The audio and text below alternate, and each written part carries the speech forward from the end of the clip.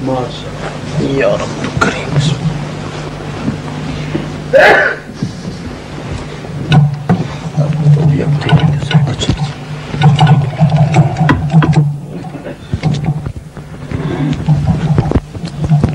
ایدا آواز ذرا اونچا کرتے ایدا آواز ٹھیک ہے ایدا کوئی کیونکہ دور آواز ہے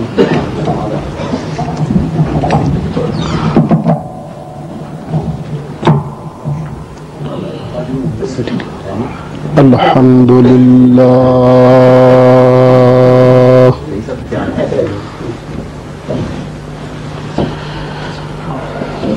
الحمد للہ نحمده ونستعینه ونستغفره ونؤمن به ونتوکل علیہ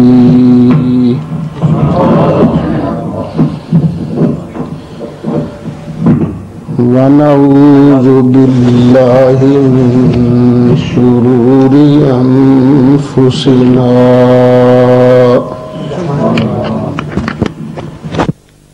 ومن سیئات اعمالنا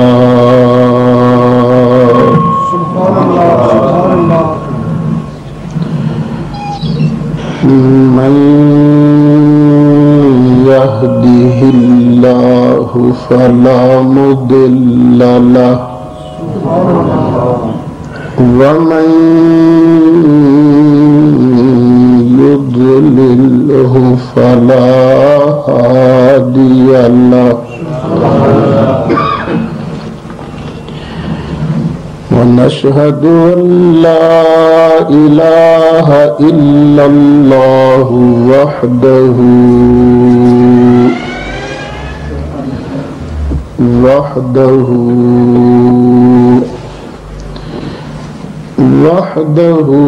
لا شريك له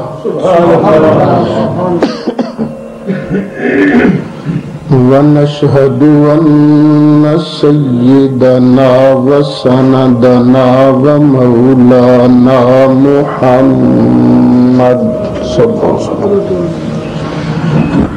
عبده ورسوله أما بعد فأعوذ بالله من الشيطان الرجيم بسم الله الرحمن الرحيم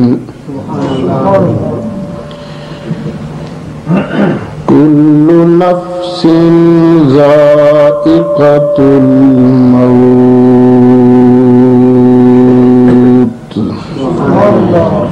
صدق الله مولانا العظيم وبلغنا رسوله النبي الكريم الأمين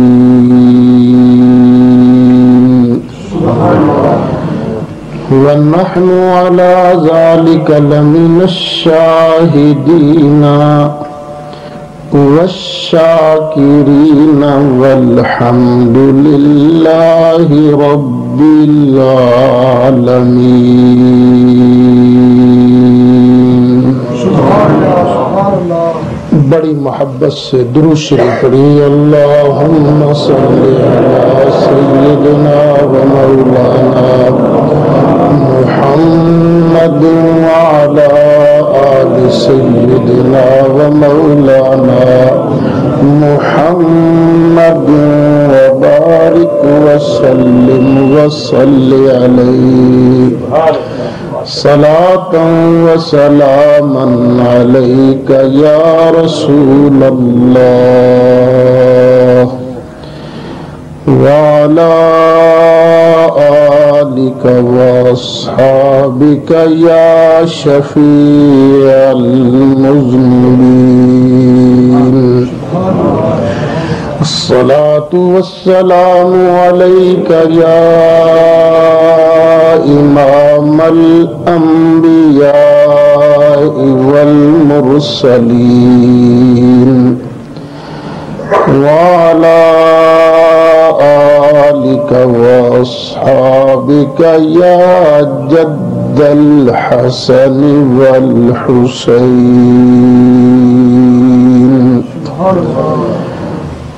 بلغ العلا بكماله كشف الدجى بجماله حسنت جميع خصاله صلوا عليه وآله یا صاحب الجمال ویا سید البشر من وجهك المنير لقد نور القمر لا يمكن الثناء كما كان حقه بعد از خدا بزرگ توی قصہ مختصر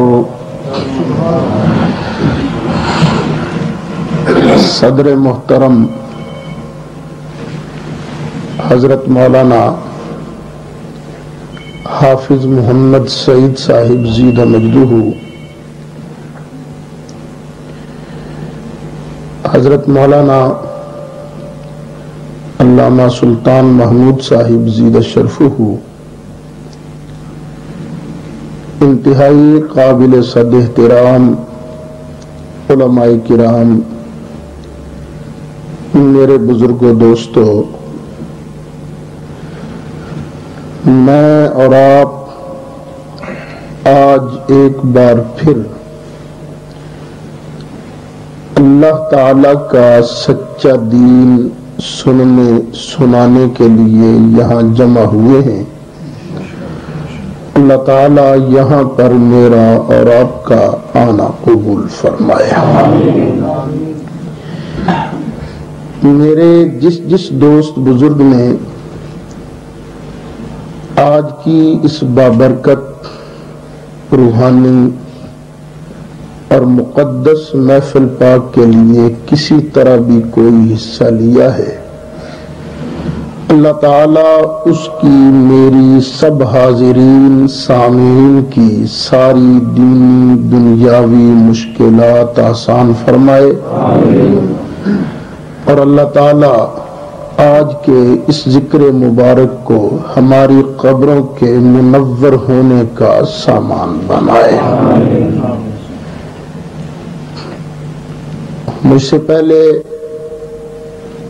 آپ حضرات نے جناب صوفی طارق صاحب سے اور ان سے پہلے جناب قاری محمد سمندر خان صاحب سے اور ان سے پہلے یہاں کے ایک مقامی دوست ہیں جن کا مجھے نام یاد نہیں، جی محمد یونس صاحب، ان سے آپ نے نبی مکرم شفیع اعظم صلی اللہ علیہ وسلم کی پیاری پیاری نعتیں سنی ہیں۔ دعا ہے کہ اللہ تعالیٰ علماء و مشائخ حق کا سایہ تادیر ہمارے سروں پر صحت و عافیت کے ساتھ سلامت رکھے۔ اس بات میں کوئی شک نہیں کہ جو بھی اس دنیا میں آیا سدا رہنے کے لیے نہیں آیا، ایک نہ ایک دن ہم سب کو یہاں سے جانا ہے۔ اللہ وحدہ لا شریک نے ارشاد فرمایا، کل نفس ذائقۃ الموت،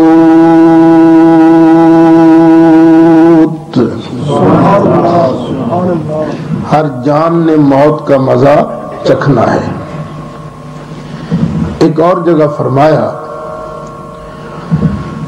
كل من عليها فان ويبقى وجه ربك ذو الجلال والإكرام.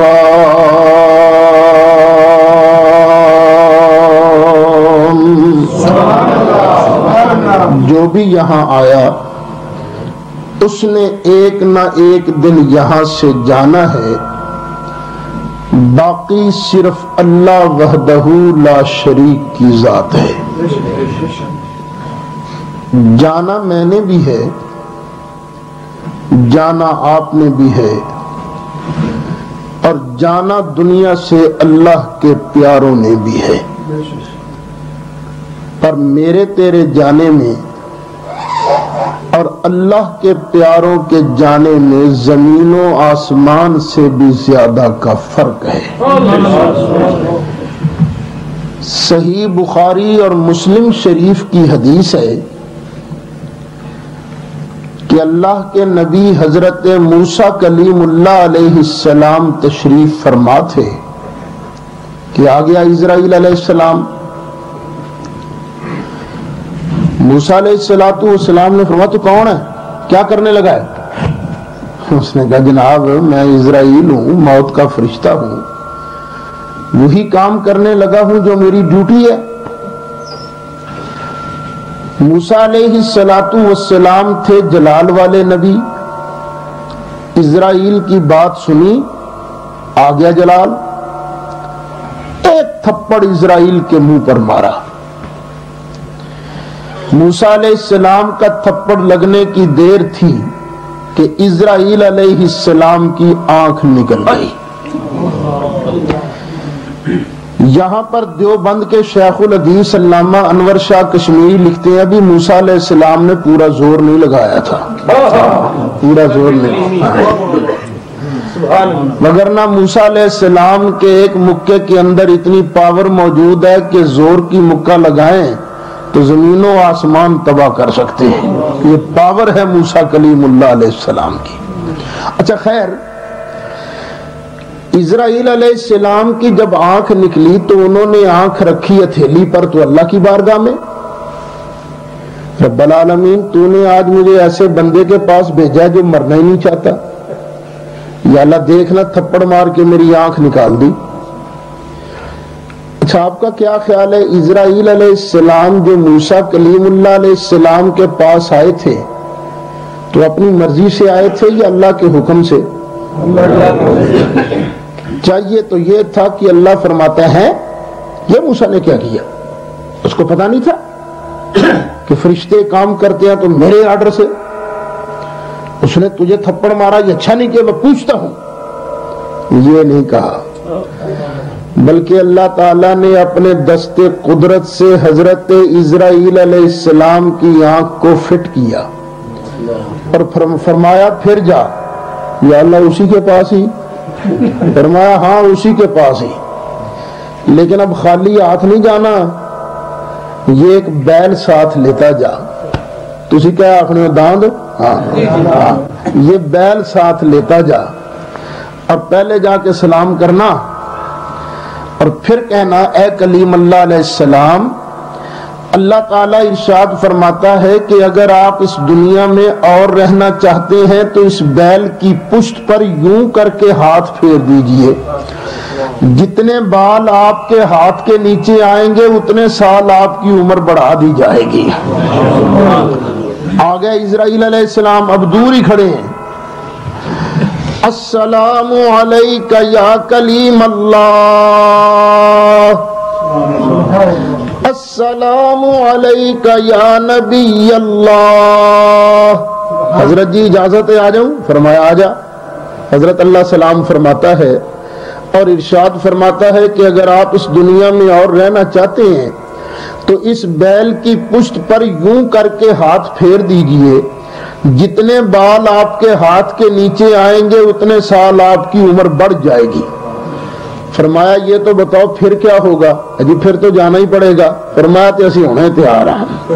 لو اجازت ملی تب حضرت اسرائیل علیہ السلام نے موسیٰ کلیم اللہ علیہ السلام کی روح انور کو قبض کیا۔ اب ذرا ٹھنڈے دل سے سوچئے، اس وقت پوری دنیا کا طاقتور انسان کون ہے؟ ہو سکتا ہے جاپان والے کوئی اپنا پہلوان نکال دے کہ جی ہمارا پہلوان جو ہے یہ سب سے زیادہ طاقتور ہے۔ ہو سکتا ہے پاکستان میں گجرانوالا بڑا مشہور شہر ہے پہلوانوں کا، وہ کہیں نہیں جی ساڑھے شہر کا بندہ تگڑا ہے۔ لیکن آپ لوگ کہیں گے یو کے میں رہنے والے، نہیں جناب، بات یہ ہے کہ زمانہ ہے سائنس کا۔ اس وقت جسمانی پاور کا اعتبار نہیں، سائنس کی پاور کا اعتبار ہے۔ اس وقت ساری دنیا میں سب سے زیادہ طاقتور امریکہ کا صدر بل کلنٹن ہے، جس کے کنٹرول میں لاکھوں فوجیں، طرح طرح کے جہاز، قسم قسم کے بم، اتنا طاقتور ہے کہ ایک بٹن آن کر دے تو آدھی دنیا تباہ۔ ہو سکتا ہے کوئی مخالفت کرے اور کہے نہیں اس سے روس کا صدر زیادہ طاقتور ہے، لیکن اللہ کے گھر میں بیٹھے ہو ذرا سوچ کے بتانا، جب اسرائیل علیہ السلام امریکہ کے صدر کی جان نکالنے آئے گا تو یہ امریکہ کی ساری فوجیں، یہ سارا اسلحہ، یہ سارے بم مل کر اپنے صدر کو اسرائیل سے بچا لیں گے؟ نہیں۔ لو میرے دوستو بزرگوں، نتیجہ یہ نکلا، اسرائیل وہ ہے جس کے سامنے برطانیہ کی کوئین بے بس، جس کے سامنے امریکہ روس کا صدر بے بس۔ اسرائیل وہ ہے جس کے سامنے دنیا کے سارے بادشاہ بے بس، لیکن اللہ کے نبی کی بارگاہ وہ بارگاہ ہے جہاں پر آ کر خود اسرائیل بھی بے بس ہو جایا کرتا ہے۔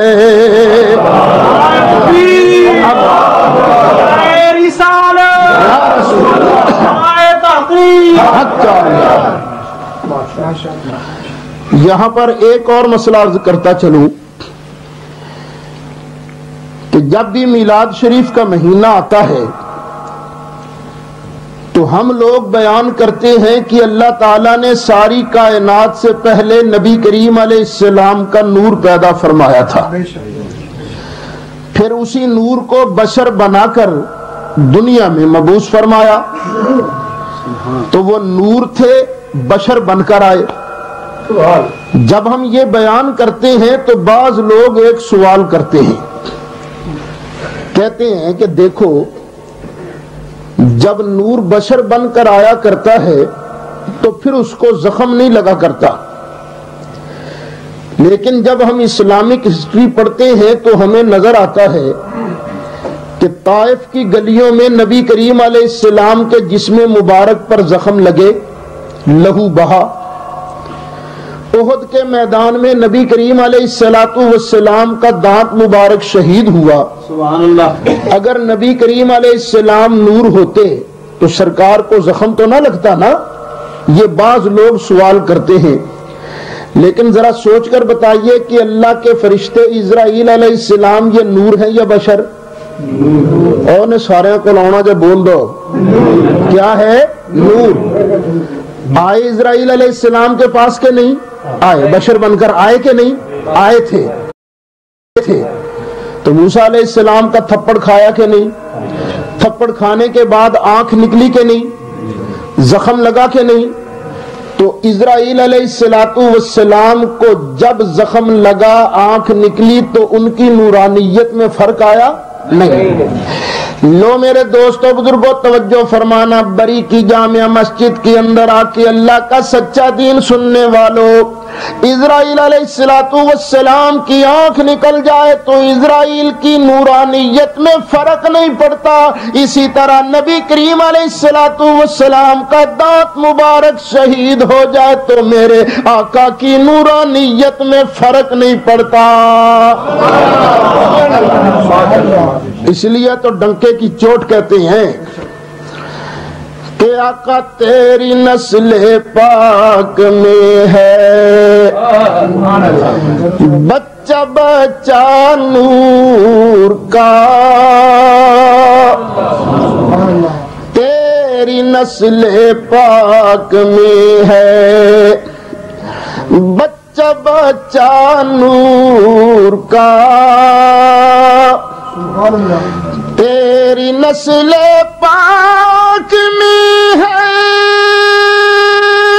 بچہ بچہ نور کا تو ہے عین نور تیرا سب گھرانہ نور کا صلی اللہ علیہ وسلم۔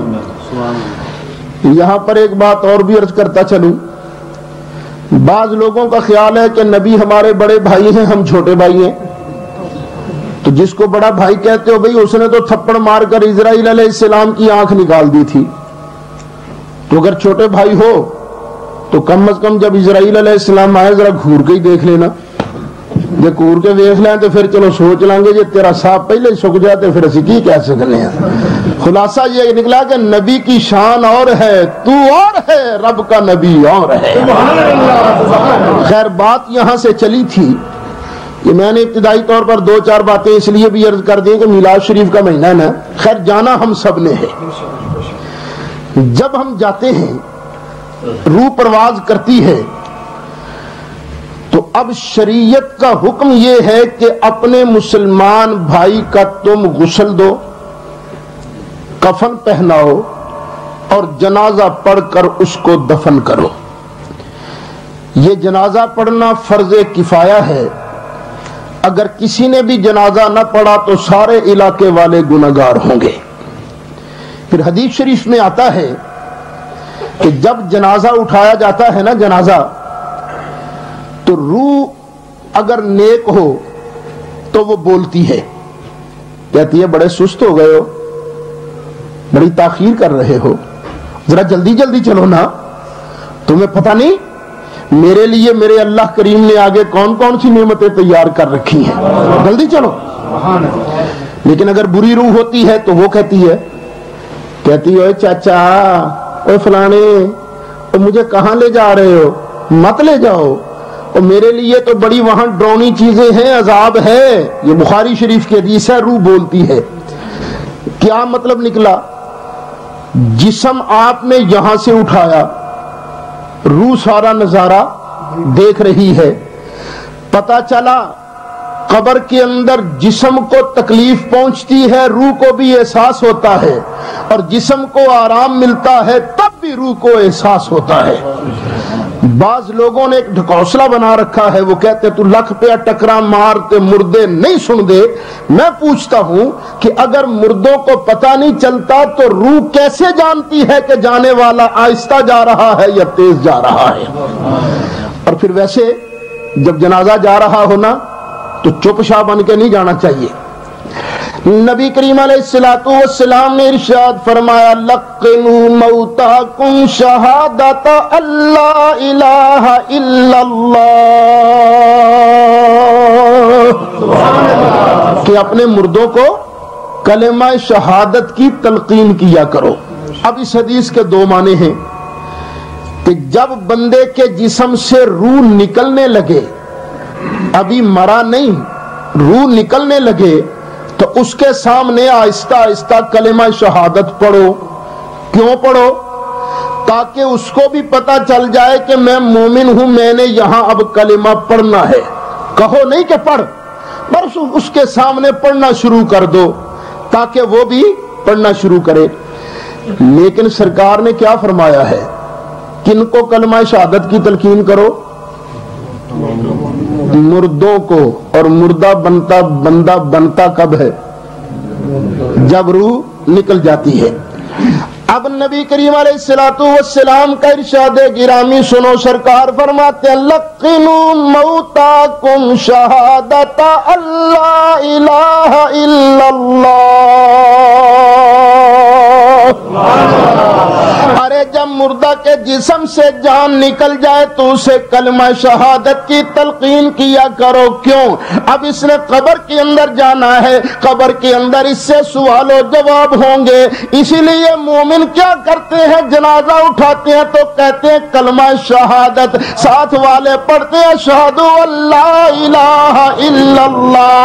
اصل میں نبی کریم علیہ السلام نے تمہیں مجھے یہ بھی سمجھایا, ارے دنیا والوں, میرا کلمہ پڑھنے والوں, جب کسی کے جسم سے روح پرواز کر جائے تو یہ نہ سمجھنا سلسلہ اس کا دنیا سے ختم ہو گیا. نہیں, دنیا والوں کی باتوں کو وہ سنتا بھی ہے اور اچھی بات پر عمل بھی کرتا ہے. اچھا خیر, جنازہ اٹھایا, جنازہ اٹھا کر آپ لے گئے جنازہ گاہ میں اور وہاں پڑھنا ہے جنازہ. یہ جنازہ جہاں ہونا تو وہاں پر جانا چاہیے. یہ گھاٹے کا سودا نہیں, فائدے کا سودا ہے. یہ مرنے والے کے لیے بھی فائدے کا سودا ہے اور اپنے لیے بھی فائدے کا سودا ہے. نبی کریم علیہ السلام نے ارشاد فرمایا, جس کے جنازے کے اندر مومنوں مسلمانوں کی تعداد 100 تک پہنچ جائے, 100 مومن مسلمان جنازہ پڑھ دیں, جنازہ پڑھ کے مرنے والے کے لیے بخشش کی دعا مانگ دیں, رب کے محبوب علیہ السلام نے فرمایا مرنے والا بخش دیا جاتا ہے. کتنے آدمی جنازہ پڑھے تو بخشا گیا؟ 100. کچھ عرصہ گزر گیا, میرے آقا کے دل میں خیال آیا ہوگا کہ میرے تو کئی امتی ایسے بھی آئیں گے جن کے جنازے میں 100 بندہ نہیں پہنچے گا, وہ کیا کریں گے؟ نبی کریم علیہ السلام نے ایک دن پھر ارشاد فرمایا, رحمت والے نبی نے فرمایا, جس کے جنازے میں 40 مومن مسلمان شریک ہو جائیں, جنازہ پڑھ دیں, مرنے والے کے لیے بخشش کی دعا مانگ دیں, تب بھی مرنے والا بخش دیا جاتا ہے. پہلے کتنے تو اب 40. پھر سرکار کے دل میں خیال آیا ہوگا میرے کئی امتی ایسے بھی تو آئیں گے نا جن کے جنازے میں 40 بندہ بھی نہیں پہنچے گا, وہ کیا کریں گے؟ آئے اب تو خیر یو کے اندر جنازے کے اندر زیادہ لوگ ہو جاتے ہیں, لیکن جب شروع میں آپ آئے تھے تو کئی ٹاؤن ایسے تھے جہاں پر چند آدمی جنازے کے لیے بمشکل ملتے تھے, اور میرا آقا تو سب کا سہارا بن کے آیا ہے نا. غمزدوں کو رضا مجدہ دیجے کہ ہے, غمزدوں کو رضا مجدہ دیجے کہ ہے, بے کسوں کا سہارا بے کسوں کا سہارا. ابو داود شریف کی حدیث ہے, سرکار نے فرمایا جس کے جنازے کے اندر مومنوں مسلمانوں کی 3 صفیں بن جائیں, خواہ چھوٹی چھوٹی. نبی کریم علیہ السلام نے ارشاد فرمایا جس کے جنازے کے اندر مومنوں مسلمانوں کی 3 صفیں بن جائیں, 3 صفیں بنا کر جنازہ پڑھ دیں تو نبی کریم علیہ السلام فرماتے ہیں مرنے والے کے لیے جنت واجب ہو گئی. اب میں آپ سے پوچھتا ہوں کہ یہ جنازہ کن لوگوں نے پڑھا, زندوں نے یا قبرستان کے مردوں نے؟ صفیں کن لوگوں نے بنائی؟ دعا کن لوگوں نے مانگی؟ فائدہ کن کا ہو گیا؟ مرنے والے کا. تو بعض لوگ جو کہتے ہیں کہ نہیں زندوں کی کسی نیکی کی وجہ سے مرنے والے کو فائدہ نہیں ہوتا, ان کو سوچنا چاہیے پھر جنازہ کیوں پڑھا جاتا ہے. جو زندوں کی کوئی نیکی مرنے والوں کو کوئی فائدہ نہیں پہنچاتی تو پھر بغیر جنازے تو دبنا چاہیے نا, یعنی تھوڑا جنازہ کی تکلیف کیا کرنی ہے. اچھا خیر, ہم لوگ ہیں مادہ پرست, مادی لوگ ہیں نا, وہ دیکھتے ہیں فائدہ کیا ہے. ہم نے پڑھا جنازہ, بخشا گیا مرنے والا, ہمیں کیا ملا؟ ہمیں بھی تو سوچنا ہے نا ہمیں کیا ملا. تو بخاری شریف کی حدیث ہے نبی کریم علیہ الصلوۃ والسلام نے ارشاد فرمایا جب تم جنازہ پڑھ کر گھر واپس آ جاؤ تو اللہ تعالیٰ تمہیں ایک قیرات کا ثواب عطا فرماتا ہے. سبحان اللہ. کتنا ثواب؟ ایک قیرات کا. اور اگر کوئی جنازے کے بعد دفن کے اندر بھی شرکت کرے تو اللہ تعالیٰ ڈبل ثواب عطا فرماتا ہے. صحابہ نے جب لفظ قیرات سنا نا تو سمجھ نہ آیا یہ قیرات کیا ہوتا ہے. آقا آپ نے ارشاد فرمایا ہے کہ جنازہ پڑھنے والے کو اللہ تعالیٰ ایک قیرات کے برابر اجر عطا فرماتا ہے. یہ قیرات کتنی بڑی گٹھری ہے ثواب کی. سرکار نے فرمایا صحابہ تم نے یہ پہاڑ دیکھا ہے نا احد شریف پہاڑ دیکھا ہے جی آقا. سرکار فرماتے ہیں جتنا بڑا یہ پہاڑ ہے اتنے بڑے ثواب کی گٹھری اللہ تعالیٰ جنازہ پڑھنے والے کو عطا فرما دیتا ہے. نتیجہ کیا نکلا؟ ہمارا جنازہ پڑھنے کی وجہ سے مرنے والے کو فائدہ اور مرنے کے والے کی وجہ سے جنازہ پڑھنے والوں کو فائدہ. اچھا جب جنازہ پڑھ لیا جائے تو ضروری تو نہیں کہ دعا مانگو جنازے کے بعد. کوئی فرض نہیں، واجب نہیں، سنت موقدہ بھی نہیں. لیکن ہمارے ہاں جنازے کے بعد دعا مانگی جاتی ہے. فرض سمجھ کر نہیں، پھر سن لو، فرض سمجھ کر نہیں، واجب سمجھ کر نہیں، سنت موقدہ سمجھ کر بھی نہیں، بلکہ اچھی چیز سمجھ کر ثواب کا کام سمجھ کر دعا مانگی جاتی ہے. تو بعض لوگ تو ڈنڈا پکڑ کے کھڑے ہوئے تھے خبردار جنازے کے بعد دعا نہیں مانگنی. اور کیوں نہیں مانگنی ہے؟ مطلب بخشیا نہ جائے. یہی جھگڑا ہے نا. پہلے ہمیں روز کہتے ہیں تم اللہ سے نہیں مانگتے ولیوں سے مانگتے ہو. تو جنازے کے بعد کس سے مانگتے ہیں؟ کس سے مانگتے ہیں؟ تو کہتے ہیں اللہ سے بھی مت مانگو جنازے کے بعد. تو میرے دوستوں بزرگوں میں یہاں پر آپ کی خدمت میں ایک اصول عرض کرتا چلو. اللہ تعالیٰ نے کچھ عبادتیں ایسی بنائی ہیں جن کے لیے وقت مقرر ہے اور کچھ عبادتیں ایسی ہیں جن کے لیے وقت مقرر نہیں. مثلا نماز ہے تو کیا ہم اس وقت مغرب کی نماز پڑھ سکتے ہیں؟ کیوں؟ ٹائم نہیں. اللہ تعالیٰ نے ارشاد فرمایا ان الصلاۃ کانت علی المؤمنین کتابا موقوتا. نماز تو اپنے وقتوں پر فرض ہے. تو کیا اب ہم روزہ شروع کر کے عشاء تک لے جا سکتے ہیں؟ کیوں؟ ٹائم نہیں. اللہ تعالیٰ نے ارشاد فرمایا کلوا واشربوا حتی یتبین لکم الخیط الابیض من الخیط الاسود من الفجر ثم اتموا الصیام الی اللیل.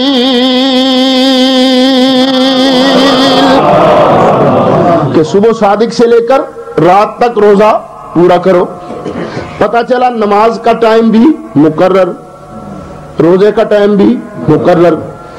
کیا ہم آج یہاں آپ کی اس مسجد میں حج کر سکتے ہیں؟ کیوں؟ نہ وقت نہ جگہ. الحج اشہر معلومات.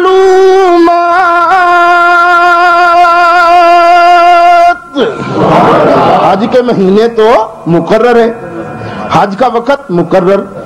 پتہ چلا کچھ عبادتیں ایسی ہیں جن کے لیے وقت مقرر ہے لیکن کچھ عبادتیں ایسی ہیں جن کے لیے وقت مقرر نہیں. مثلا وہ کون کون سی ہے؟ صرف ایک کا میں نام لیتا ہوں. ان میں سے ایک ہے دعا. اللہ تعالیٰ نے ارشاد فرمایا ادعونی استجب لکم. اے میرے بندو تم مجھ سے دعا مانگو میں تمہاری دعا کو قبول کروں گا. اور یہ دعا کیسی عبادت ہے؟ الدعاء مخ العبادہ. عبادت کا مغز ہے دعا. جب یہ آیت اتری نا کہ تم مجھ سے دعا مانگو میں تمہاری دعا کو قبول کروں گا، صحابہ کے دل میں آیا ہائے کاش ہمیں پتہ چل جائے نا اللہ تعالیٰ کس وقت کی دعا قبول فرماتا تو ہم اس وقت دعا مانگیں. یہ صحابہ کے دل میں آیا. صحابہ کے دل میں جب یہ بات آئی اللہ تعالیٰ نے قرآن کی دوسری آیت نازل فرمائی اذا سألک عبادی عنی فإنی قریب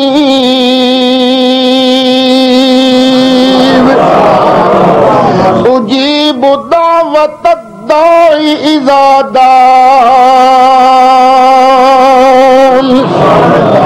حبیب پیارے آپ سے میرے بندے میرے بارے جب پوچھیں کہ اللہ قریب ہے یا دور، جب کسی سے مانگا جاتا ہے تو دور والے سے مانگتے ہو قریب والے سے مانگتے ہو؟ قریب والے سے۔ حبیب پیارے جب تم سے میرے بندے میرے بارے سوال کریں کہ اللہ قریب ہے یا دور، تو حبیب پیارے میں رب کی طرف سے اعلان کر دو کہ رب فرماتا انی قریب،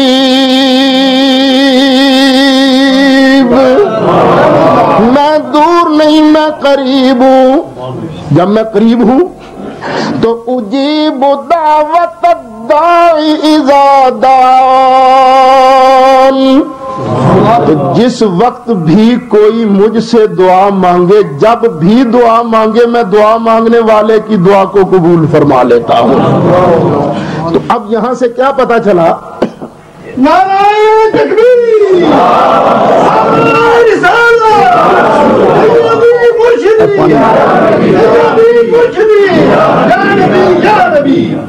نعرہ تکبیر، نعرہ تکبیر، نعرہ رسالت، نعرہ رسالت، نعرہ تحقیق۔ یہ نعرہ تحقیق ذرا دبا کے لگایا کرو تاکہ دنیا والوں کو پتا چلے یہ شیعوں کی مجلس نہیں، ابو بکر صدیق کے غلاموں کی مجلس ہے، علی مرتضیٰ کے غلاموں کی محفل ہے۔ نعرہ تحقیق، نعرہ تحقیق۔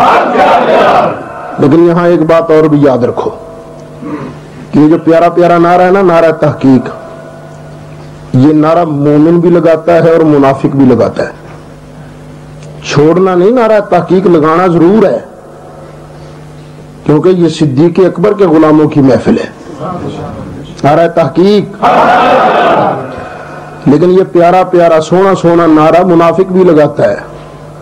جب وہ لوگ کہتا ہے نا نعرہ تحقیق حق چار یار، تو آپ لوگ سن کر بڑے خوش ہوتے ہو، کہتے ہو سبحان اللہ یہ تو چاروں کو ماننے والا ہے، پر تجھے کیا پتا یہ چوتھا کس کو ماننے بیٹھا ہے۔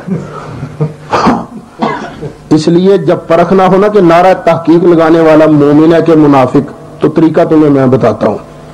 ترمذی شریف کی حدیث ہے، مومن اور منافق کی پہچان کا تھرمامیٹر علی۔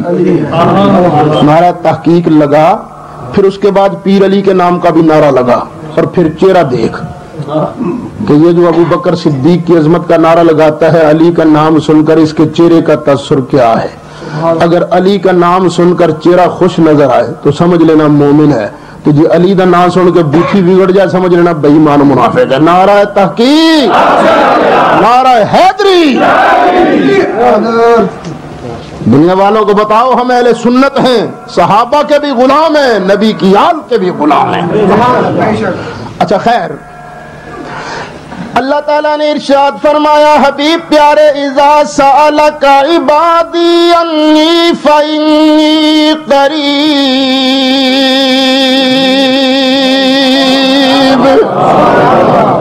اجیب دعوت الداعی اذا دعان۔ حبیب پیارے میں کوئی دور تھوڑا ہوں، جب بھی کوئی مجھ سے دعا مانگے گا میں اس کی دعا کو، قرآن نے بتایا کوئی صبح دعا مانگے تو اللہ قبول فرماتا، حسب الحکمت عطا فرماتا ہے۔ کوئی زور کے وقت دعا مانگے تو جائز، عصر کے وقت دعا مانگے تو جائز، مغرب کے وقت دعا مانگے تو جائز، عشاء کے وقت دعا مانگے تو جائز، نماز سے پہلے دعا مانگے تو جائز، نماز کے بعد دعا مانگے تو جائز، جنازے سے پہلے دعا مانگے تو جائز، جنازے کے بعد دعا مانگے تو جائز، کیونکہ اللہ اللہ نے ٹائم کی پابندی نہیں لگائی، اللہ نے کھلی چھٹی دے دی ہے، جب جی چاہے دعا مانگو، پروردگار تمہاری دعا کو قبول فرما کے حسب الحکمت عطا بھی فرماتا ہے۔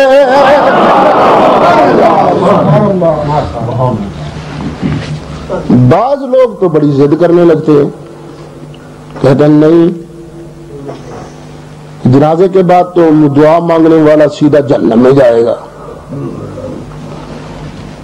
چکوال کے علاقے میں ایک مولوی صاحب کتابیں اٹھا کے آ نہیں گیا بس بھر کے، اور پہنچے اس وقت جب جلسہ ہمارا ختم ہو چکا تھا، ایک جگہ فم کسر، جلسہ ہمارا ختم ہو چکا تھا، جلسہ سننے والے سلام پڑھ کے جا چکے، صرف 8-10 آدمی تھے ہمارے، اور وہ بسیں بھر کے آ گئے، تناظرہ کرو جی میرے ساتھ۔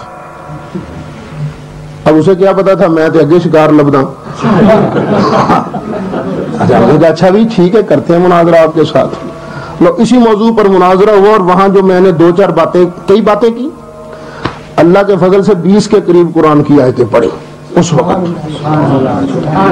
اس کا خیال یہ تھا کہ شور وور مچائیں گے، شور وور مچا کے چلے جائیں گے، تو سنی ساڑھے بادشاہ اچھا وہ تقریر کرے نا تو اس کی تقریر میں بڑی داد دے بابی، اور جب میری تقریر ہونا تو وہ ہوٹ کرے مجھے،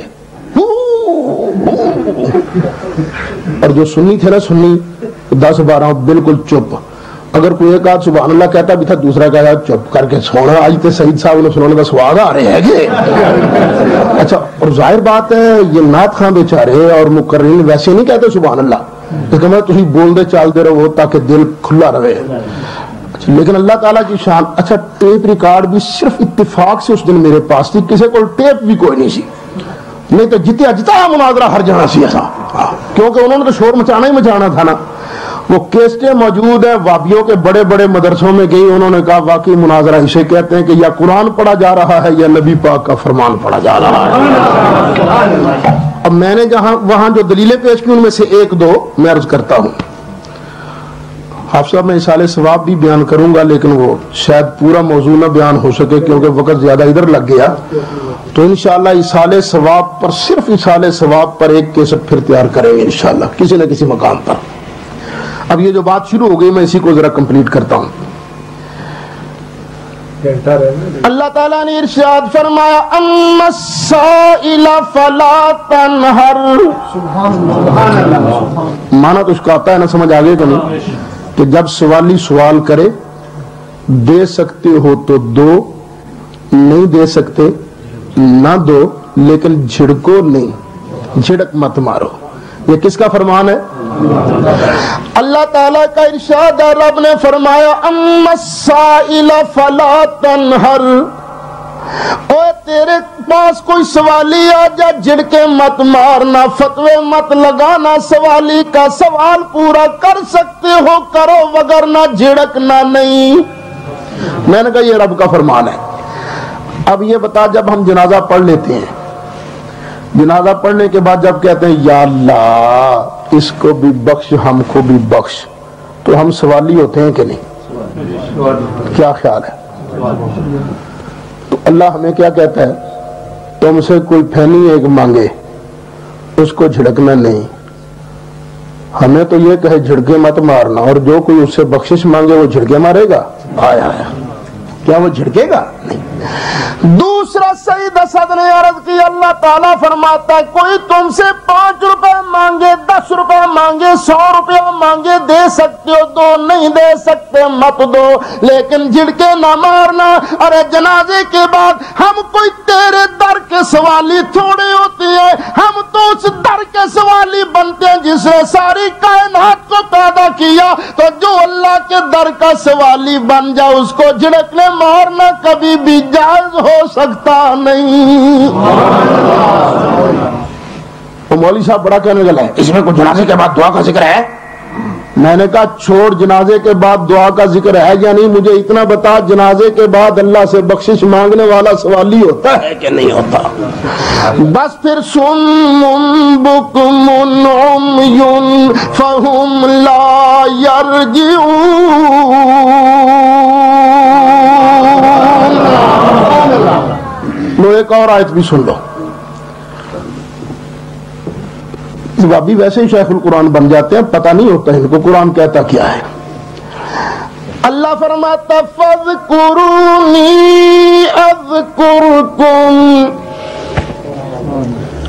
تم مجھے یاد کرو تو میں, یہ کس کا وعدہ ہے؟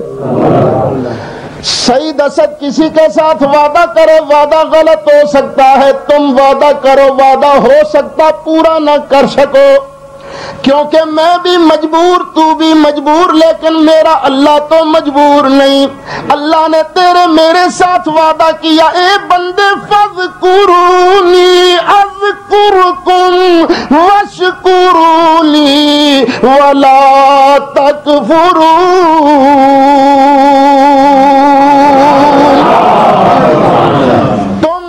یاد کرو, میں تمہیں یاد کروں گا, میرا شکر کرو, نافرمانی مت کرو. اب بخاری شریف کے اندر کیا ہے؟ اگر تھوڑی آواز اونچی کرو. بخاری شریف کے اندر حدیث شریف ہے, حدیث قدسی. سرکار فرماتے ہیں, اللہ نے فرمایا آنا عند ظن عبدی بی, میرا بندہ میرے بارے جیسا گمان کرتا ہے نا, میں اس کے ساتھ ویسا ہی سلوک کرتا ہوں. اگر بندہ گمان کرے گا نا کہ اللہ نے مجھے بڑا کٹنا ہے تو انجی ہوئے. جماعت بندے کی جماعت سے بہتر ہوتی ہے, یہ اللہ کا فرمان ہے. اب یہ کس کا وعدہ ہے؟ اور اللہ تعالیٰ کا وعدہ کبھی غلط نہیں ہو سکتا. رب فرماتا ان اللہ لا یخلف المیعاد,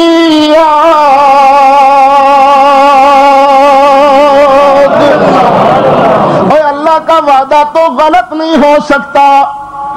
رب نے کہا تو مجھے یاد کر, میں تمہیں یاد کروں گا. تو اکیلا یاد کر, میں بھی اکیلا یاد کروں گا. تو جماعت میں یاد کرے گا, میں بھی تجھے جماعت میں یاد کروں گا. اب کیا خیال ہے, جنازے کے بعد جب ہم دعا مانگتے ہیں تو دعا وہاں اکیلے مانگتے ہیں یا جماعت میں؟ پوری جماعت میں. اور اللہ کو یاد کرتے ہیں کہ نہیں؟ کس کو یاد کرتے ہیں؟ اللہم. بات یہاں سے شروع ہوتی ہے, بسم اللہ الرحمن الرحیم, اللہم صلی اللہ, پھر یا اللہ بخش لے, اللہم اغفر لے حینا, یا اللہ اس کو بھی بخش, ہم کو بھی بخش. کس کو یاد کرتے ہیں؟ تو میں نے بڑا پوچھا مناظرے میں, میں نے کہا مولوی صاحب مجھے اتنا بتا, جب ہم جنازے کے بعد مومنوں کی جماعت میں اللہ کو یاد کرتے ہیں, بخشش مانگتے ہیں, تو کیا اللہ اس وقت فرشتوں کی جماعت میں ہمیں یاد فرماتا ہے کہ نہیں فرماتا؟ بس اتنا بتا دو. اللہ جانتا سم بکم عمی فہم لا یرجعون.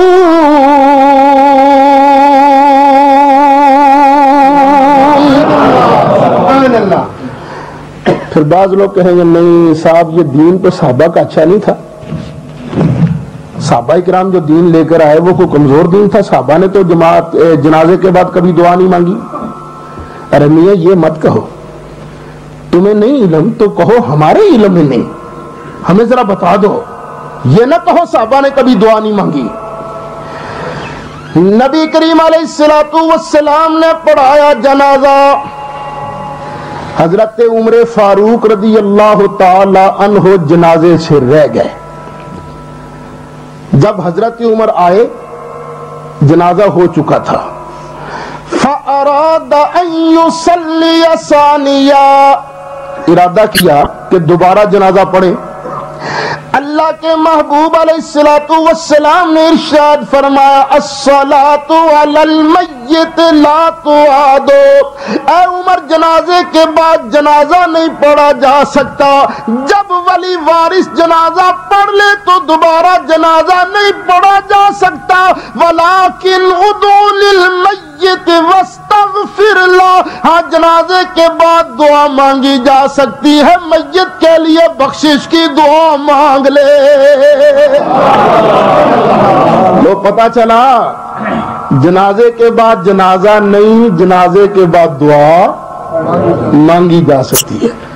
تو یاد رکھو جب تک ولی وارث جنازہ نہ پڑھ لے جنازے پڑھے جا سکتے ہیں، لیکن جب ولی وارث جنازہ پڑھ لے تو پھر دوبارہ جنازہ جائز نہیں۔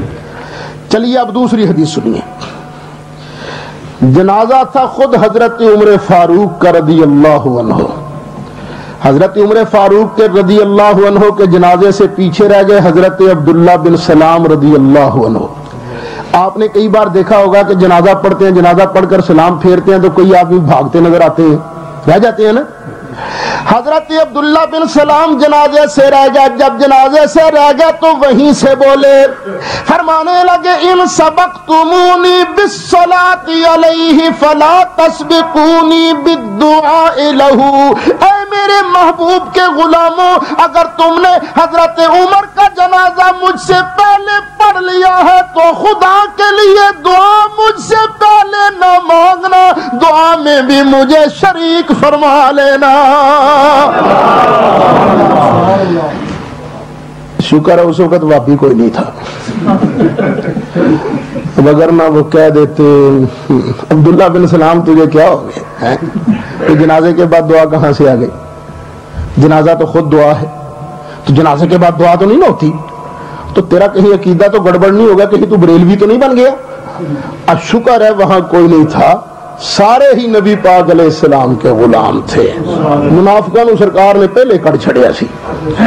اچھا خیر، پتہ چلا جنازے کے بعد دعا ہے۔ قرآن شریف ہوگا یہاں، ادھر نکالیے۔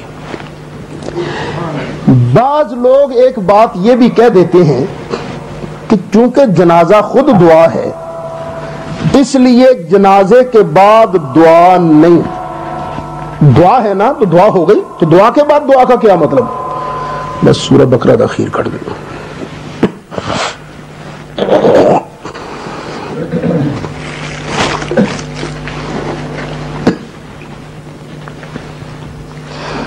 یہ میں آپ کے سامنے چند آیتیں پڑھتا ہوں، بس ٹھیک ہے۔ یہ میرے ہاتھ میں قرآن شریف ہے، تیسرا پارہ ہے، سورہ بقرہ کی آخری آیت ہے۔ اللہ تعالیٰ بندوں کو دعا سکھاتا ہے کہ دعا مانگا کرو۔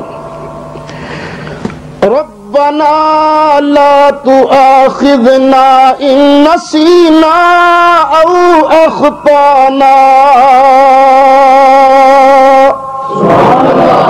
یا اللہ اگر ہم بھول جائیں یا غلطی کر بیٹھیں تو یا اللہ ہمارا مواخذہ نہ فرمانا۔ آمین تو کہہ دو۔ یہ ایک دعا ہو گئی نا، ایک دعا۔ اگر دعا کے بعد دعا نجائز ہوتی، حرام ہوتی، اس کے بعد اللہ دوسری دعا نہ سکھاتا۔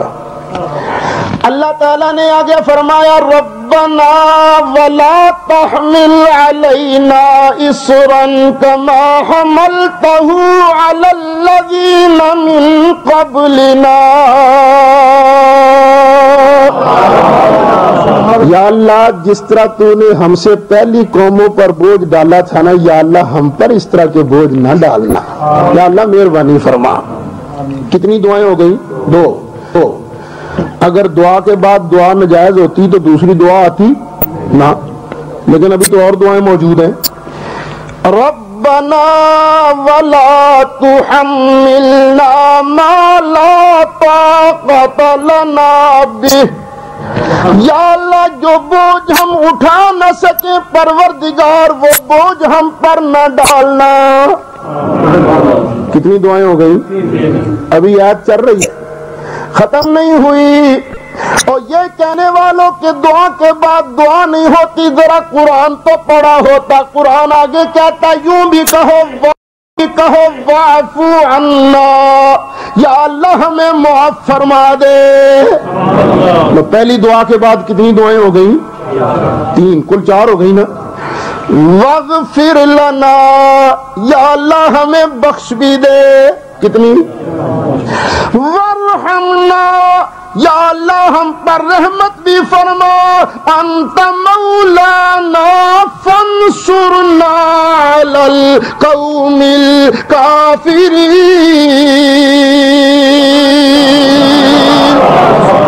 یا اللہ تو ہمارا پروردگار ہے، مالک ہے، مولا ہے، رب العالمین کافروں کی قوم کے مقابلہ پر ہماری مدد فرما۔ اور اکٹھی 7 دعائیں تو ایک آیت کے اندر آ گئیں۔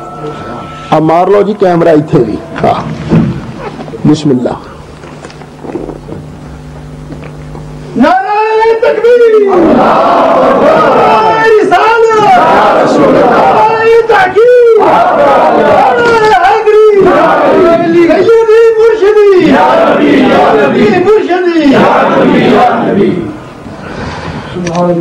آئیے اب شاہ مرداں شیر یزداں قوت پروردگار، لا فتح الا علی، لا سیف الا ذوالفقار۔ حضرت علی کا طرز عمل میں تمہیں بتاتا چلوں۔ حضرت علی مرتضیٰ نے جنازہ پڑھایا، کس کا نام بھی نوٹ کرو، یزید بن مکفف کا۔ فکبر علیہ 4 4 تکبیروں سے پیر علی نے جنازہ پڑھایا۔ پتہ چلا علی کا جنازہ 4 تکبیروں والا جنازہ تھا۔ ثم مشا، جنازہ پڑھ کے مولا علی 2-4 قدم چلے، میت کے قریب آ گئے، عطا ہو میت کے قریب آ گئے۔ جس طرح جنازے کے بعد ہم لوگ بھی 2-4 قدم چل کے میت کے قریب آ جاتے ہیں، صفیں توڑ دیتے ہیں۔ فقالا، پھر مولا علی نے مانگی دعا، اللہم عبدک وابن عبدک، یا اللہ یہ تیرا بندہ، تیرے بندے کا بیٹا، نازل بک اليوم، یا اللہ تیری بارگاہ میں حاضر ہو گیا، فاغفر لہ ذنبہ، یا اللہ اس کے گناہ بھی معاف کر دے، ووسع علیہ مدخلہ، یا اللہ اس کی قبر کو بھی کھلا فرما دے۔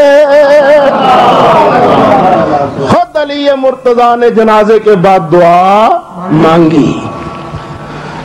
لیکن صحابی تو غلطی کر ہی جاتے ہیں نا، دور فٹے موجود رہے ہیں، سرکار نے تو کبھی دعا نہیں مانگی۔ میں اگر یہ بھی دکھا دیتا ہوں، سرکار نے خود جنازے کے بعد دعا مانگی، خود سرکار ہجرت کر کے آئے نا مدینہ شریف، تو ایک صحابی تھے بڑے پیارے انصاری، ان کا نام ہے حضرت طلحہ بن برا انصاری رضی اللہ عنہ۔ سرکار سے لپٹ جاتے تھے، آقا مجھے آپ سے بڑا پیار ہے، مجھے آپ سے بڑا پیار ہے، بڑی محبت سرکار سے۔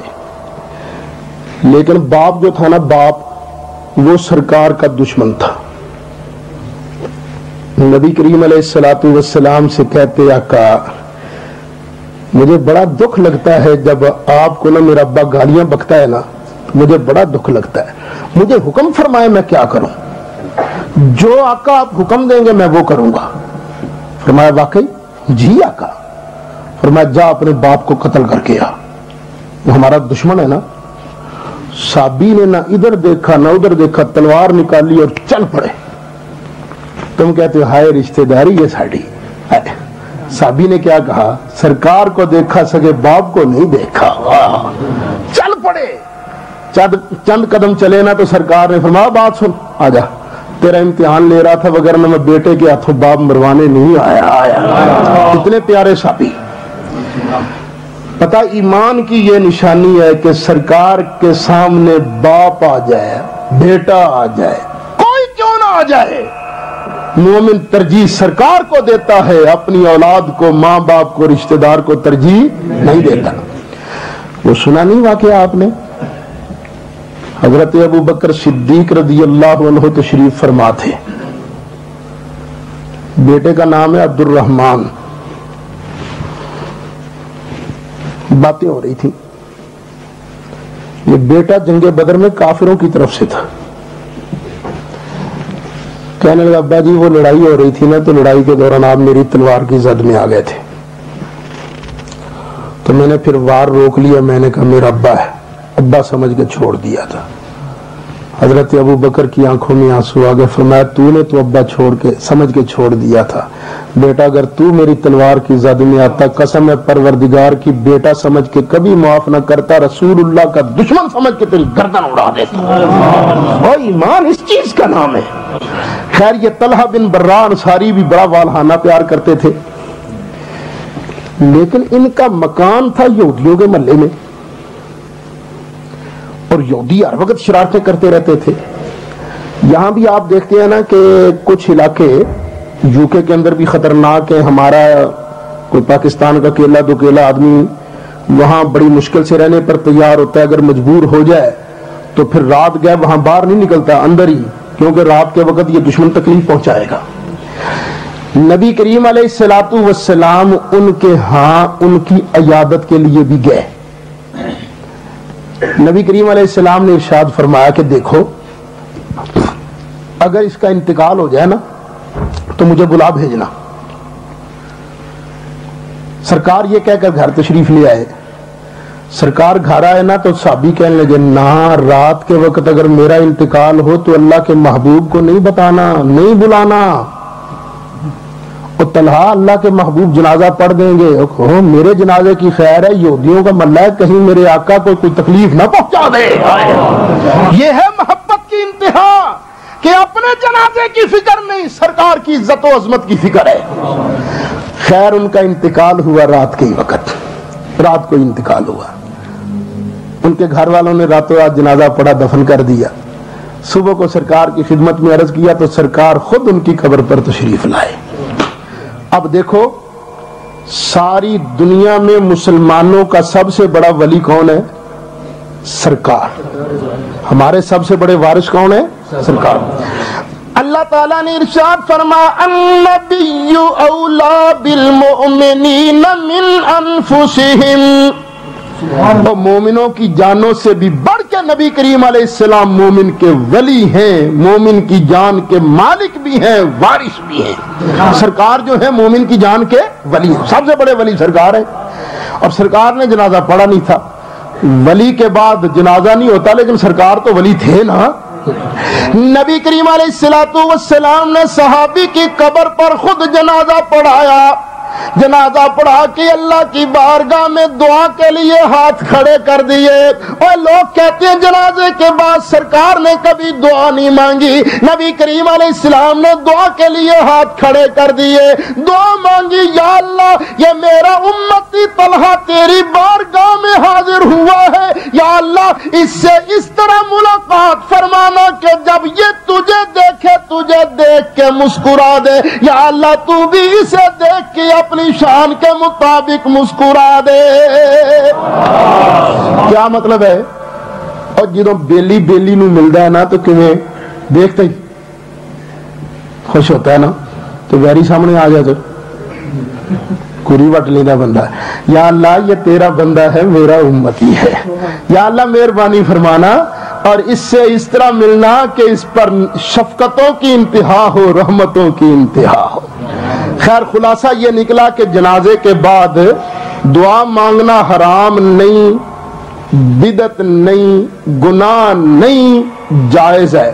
نہیں جی چاہتا نہ مانگ, تیرے پاس نہیں وقت نہ مانگ, لیکن بس اینی گل یاد رکھی جڑا دعا منگدا نظر آ جائے انہوں دعا منگدیاں ویکھ کے سڑنا نہیں, سڑنا گناہ ہے. اچھا خیر جی جنازہ اٹھا لیا. جنازہ پڑھنے کے بعد اب کیا دفن. نبی کریم علیہ الصلوۃ والسلام نے ارشاد فرمایا امتی امت مرحومہ, میری امت پر اللہ کی بڑی رحمتیں ہیں, بڑی برکتیں ہیں. تدخل قبورها بذنوبها, میرے کئی امتی ایسے ہوتے ہیں قبروں میں جاتے ہیں گناہ ساتھ لے کر جاتے ہیں, ایسے ہوتے ہیں. گئے تو گناہوں کے پہاڑ ساتھ لے کر گئے, گناہ ہی گناہ, گناہ ہی گناہ, گناہ ہی گناہ. لیکن وَتَخْرُجُ مِن قُبُورِهَا لَا ذُنُوبَ عَلَيْهَا, لیکن جب قبروں سے نکلیں گے نا ایک ذرے کا گناہ نہیں ہوگا, ایک ذرے کا گناہ نہیں ہوگا. صحابہ نے عرض کی آقا یہ بندہ جب قبر میں چلا جاتا ہے تو قبر تو دار عمل نہیں, یہ تو دار جزا ہے. دیکھیں یہ ہے دار عمل. ہم دنیا میں بیٹھے ہیں نا, ہم گناہ کر لیں تو یہ گناہ معاف ہو سکتا ہے. کس طرح؟ توبہ کر لیں. سرکار فرماتے ہیں التائب من الذنب کمن لا ذنب لہ. جو گناہ سے توبہ کرتا ہے وہ اس طرح ہو جاتا ہے جس طرح کبھی اس نے گناہ کیا ہی نہیں. سچے دل سے گناہ توبہ کر لیں تو پہلا گناہ ختم. یا اگر گناہ کر لیا بعد میں نیکیاں کی تو بعد والی نیکیاں پہلے گناہوں کو ختم کر دیتی ہیں. اللہ تعالیٰ نے ارشاد فرمایا ان الحسنات یذہبن السیئات.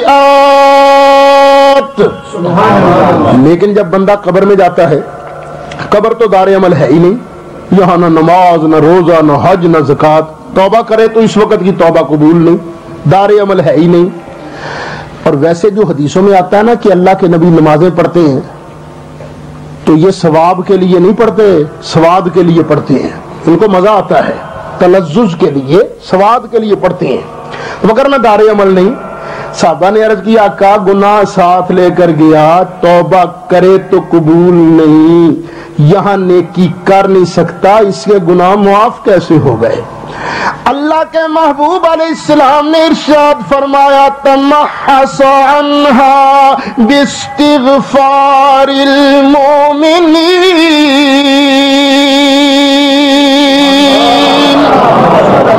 یہ جو مومنوں نے بخشش کی دعائیں مانگی ہیں پڑھ پڑھ کے بخشا ہے. مومنوں کے استغفار کی وجہ سے، بخشش کی دعاؤں کی وجہ سے اللہ تعالیٰ قبر والے کے سارے گناہ معاف فرما دیتا ہے.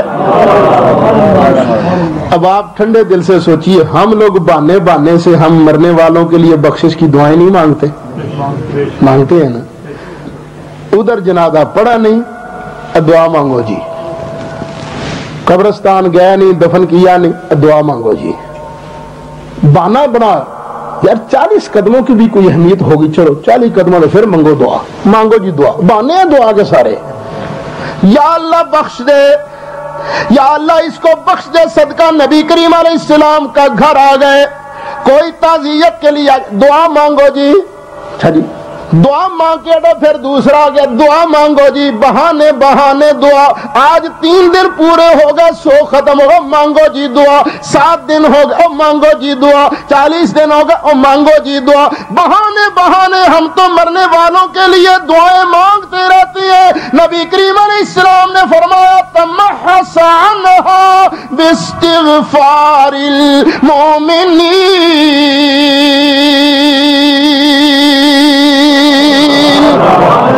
اس کے سارے گناہ کس کی وجہ سے معاف ہو گئے؟ مومنوں کی دعاؤں کی وجہ سے. پھر آپ نے کبھی یہ سوچا ہے ہم جتنے بھی ختم پڑھتے ہیں، ختم پتہ کس لیے پڑھتے ہیں؟ جنہ گڑ پاؤ نہ میٹھا. جتنے چاہو قرآن پڑھو، جو چاہے کلمہ کلام پڑھو، جتنا زیادہ پڑھو گے اتنا ہی. تو بات کہاں ختم ہوتی ہے؟ یہیں پر ختم ہوتی ہے نا. اور دعا میں کیا کہتے ہیں؟ یا اللہ سانو سارے برطانیہ کا وزیر اعظم بنا دے. یہ دعا ہوتی ہے. دعا تو یا اللہ اس کو بھی بخش، ہم کو بھی بخش. بخشش کی دعا ہے نا. ارے نبی کریم علیہ السلام کا فرمان پھر سنتا جاتا تمحص عنہا باستغفار المؤمنین.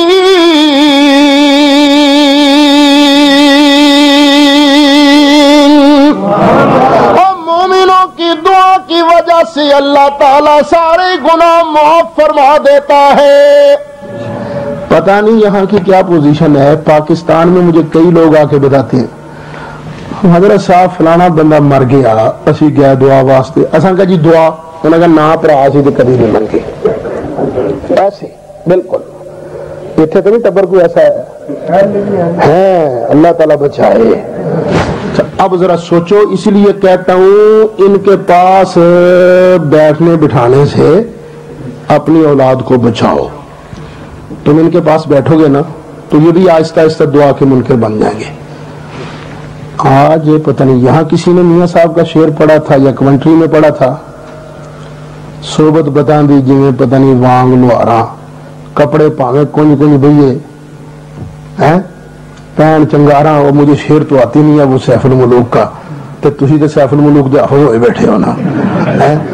تے صحبت چنگیاں دی جویں صحبت تاراں جویں مرضی بیٹھے رہیے دور دور آن ہلے ہزاراں ہے نا. اور ان کے پاس مت بٹھاؤ اپنی اولاد کو مگر نے انہوں نے پتا کیا کرنا ہے جب تم نے مرنا ہے انہوں نے دعا کے لیے ہاتھ نہیں اٹھانے پھر تو سروئے گا قبر کے اندر ہائے کبھی میں نے سید اسد کی بات مانی ہوتی اور کدی میں سنیا نہیں مسیطے بھیجا ہوں تو مینوں فائدہ ہوتا پڑھ کے بخشدہ تو صحیح نا. تو میاں علیہ سنت کے پاس اپنے بچوں کو بٹھاؤ خود بھی سنیوں کے پاس بیٹھو بٹھاؤ اور بدوں کی صحبت سے بچو بد عقیدہ کی صحبت سے بچ. سید اسد تمہیں کہتا خدا کا واسطہ میں تیرا دشمن نہیں میں تیرا خیر خواہ ہوں میں تیرے فائدے کی بات کرتا ہوں تیرے نقصان کی بات نہیں. اس کے پاس اولاد کو بٹھا جس کے پاس بیٹھ کی وجہ سے قبر میں تجھے فائدہ ہو اس کے پاس مت بٹھا جس کے پاس بیٹھنے کی وجہ سے قبر میں بھی تیرا نقصان ہو. اور دعا بڑی کاریگر چیز ہے. سرکار پتہ کیا فرماتے ہیں ایک حدیث اور سنو. فرماتے ہیں جب بندہ قبر میں جاتا ہے نا تو جس طرح دریا میں ڈوبنے والا سمندر میں ڈوبنے والا سارے کا انتظار کرتا ہے نا ہائے مجھے کچھ سارا مجھے. ڈوبنے والے کے پاس اگر تم روسٹ لے جاؤ اور کہو لے کھا تو کیا کہے گا پہلے کٹ تو صحیح نہیں ہوں پہلے بچا مجھے اور ڈوبدیاں ڈوبدیاں میں کیوں کھاواں. جس شدت کے ساتھ ڈوبنے والا سہارے کا انتظار کرتا ہے اللہ کے محبوب علیہ السلام نے فرمایا اسی شدت کے ساتھ قبر والا جو ہے وہ دعا کا انتظار کرتا ہے. اللہ کے محبوب علیہ السلام نے فرمایا مشکات کے اندر بھی حدیث موجود شعب الایمان امام بیقی کی اس کے اندر بھی حدیث موجود. سرکار فرماتے ہیں تلحقہ من اب او ام او اخ او اخت او صدیق لہ انتظار کرتا ہے کہ اسے باپ کی طرف سے دعا پہنچے ماں اس کے لیے دعا مانگے بیٹا دعا مانگے بہن دعا مانگے کوئی یار بیلی رشتہ دار دعا مانگے. نبی کریم علیہ السلام نے فرمایا جب قبر والے کو قبر کے اندر دعا پہنچتی ہے اتنا خوش ہوتا ہے کہ اگر کبھی دنیا میں ہوتا پوری دنیا کی دولت بھی کبھی مل جاتی پوری دنیا کی حکومت بھی کبھی مل جاتی اتنا خوش کبھی نہ ہوتا جتنا خوش مرنے والا دعا پہنچتے وقت ہو جاتا ہے. اب میری بات ذرا دھیان سے سننا. یہاں یو کے میں کس لیے آئے ہو پاؤنڈ کمانے کے لیے. سیدھی سی بات ہے پاؤنڈ کمانے کے لیے. چھوٹا سا مکان ہوتا ہے نا چھوٹا سا پوچھتا ہوں یہ کتنے کا لیا کہتے ہیں مولوی صاحب بڑا سستا مل گیا صرف 60,000 پاؤنڈ میں مل گیا 10,000 مجھے سستا ملا. اچھا یہ کتنے کا ہے جی یہ 40,000 کا یہ 20,000 کا یہ لاکھ کا یہ 4 لاکھ کا. چھوٹ مکانات قسم کے اور آپ کے پورے بری کے جتنے مکانات اور دکانیں ہیں ان کی مالیت کتنی ہوگی کیا خیال ہے آپ کا. اور جو دکانوں اور مکانوں کے اندر سامان ہے یہ سارا بینک بھی تو ہے نا کچھ اس کے اندر بری میں. یہ پورے بینک بری کے اندر اگر کوئی فیکٹری ہے تو وہ یہ مکانات یہ دکانیں اگر یہ ساری کسی ایک کو مل جائیں تو کتنا خوش ہوگا بلے. ہاں سیدھی سی بات ہے. اس کی بڑی تنخواہ ہے جی کتنی ہے جی اور جی 300 پاؤنڈ اس کی تنخواہ ہے ویکے نہیں 300 پاؤنڈ تنخواہ ویکے نہیں. بڑے خوش ہونے 300 پاؤنڈ آتے. یہ تو بلینز پاؤنڈ کی جائیداد ہے جو میں نے بتائی صرف بری کی. اور پورے یو کے کی کتنی جائیداد ہوگی پورے یو کے کی نہیں یورپ کی نہیں امریکہ کینیڈا اور آسٹریلیا کی نہیں کشمیر پاکستان ہندوستان بنگلہ دیش کی نہیں Saudi Arab Kuwait Abu Dhabi Dubai Sharjah Japan ان کی نہیں. سرکار فرماتے ہیں پوری دنیا کی دولت بھی اگر کسی کو مل جائے پوری دنیا کی حکومت بھی اگر کسی کو مل جائے پھر بھی کبھی اتنا خوش نہ ہو جتنا خوش قبر کے اندر دعا پہنچتے وقت ہو جاتا ہے. اس لیے خدا کے لیے دعا کی دشمنی مت کرنا مت کرنا دعا کی دشمنی. اگر آج تم نے دشمنی کی نا دعا کی تو جب تو مرے گا لوگ آئیں گے نا دعا کے لیے تو تیرا بیٹا کہے گا نا پڑا ابا دعا دا بڑا ویری سی. پھر اس وقت تو قبر میں روئے گا. پر اس وقت رونے کا کیا فائدہ؟ آج لے ان کی پناہ آج مدد مانگ ان سے آج لے ان کی پناہ آج مدد مانگ ان سے پھر نہ مانیں گے قیامت میں اگر مانیں گے پھر نہ مانیں گے قیامت میں اگر مانیں گے. اب یہاں اللہ کا قرآن سنو. جو دعائیں مانگتے ہیں اللہ ان کی شان بیان کرتا ہے. اللہ تعالیٰ نے ارشاد فرمایا والذین جاؤوا من بعدہم.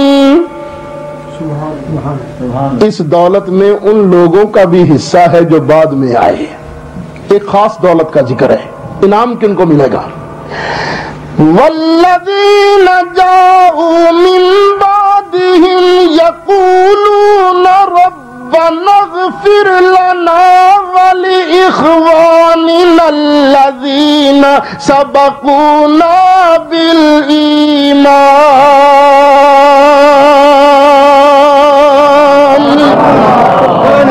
بعد میں آئے اور دعا مانگتے ہیں رب العالمین ہم سے پہلے جو ایمان کی دولت لے کر دنیا سے پردہ کر گئے ہیں نا یا اللہ ان کی بھی بخشش فرما دے.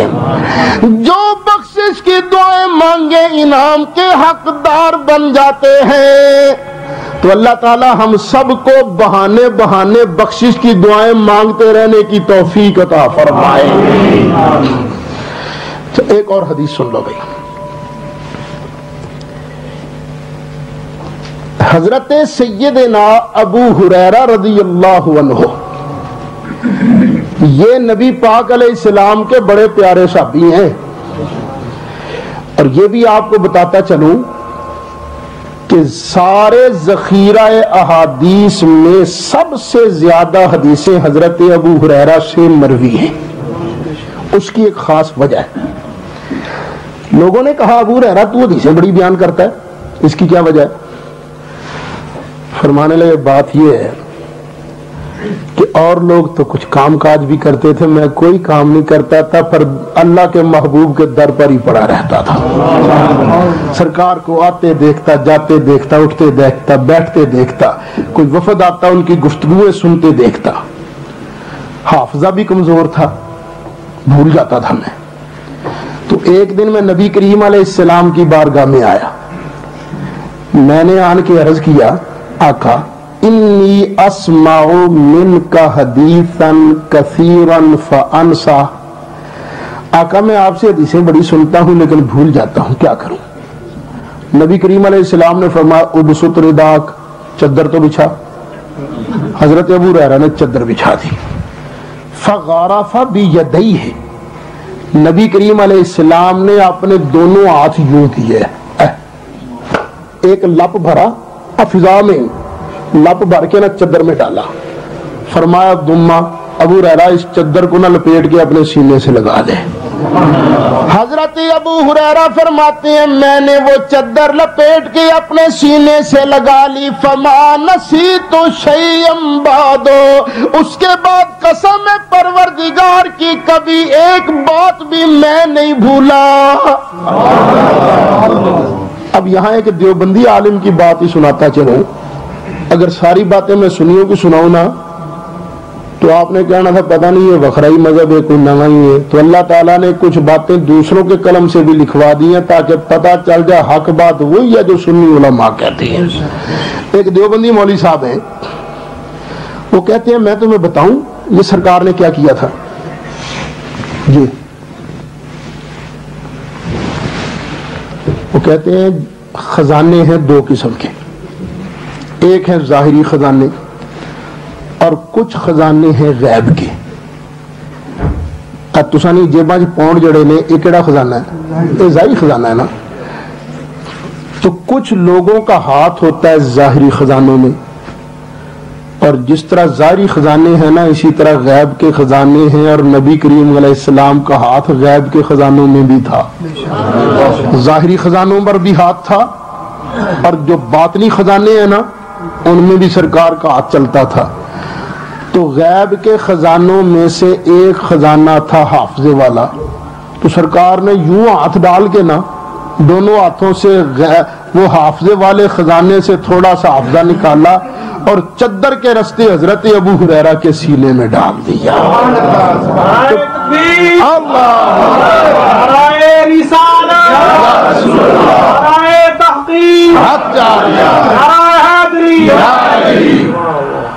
اس لیے تو کہتے ہیں نا کون دیتا ہے دینے کو منہ چاہیے، کون دیتا ہے دینے کو منہ چاہیے، دینے والا سچا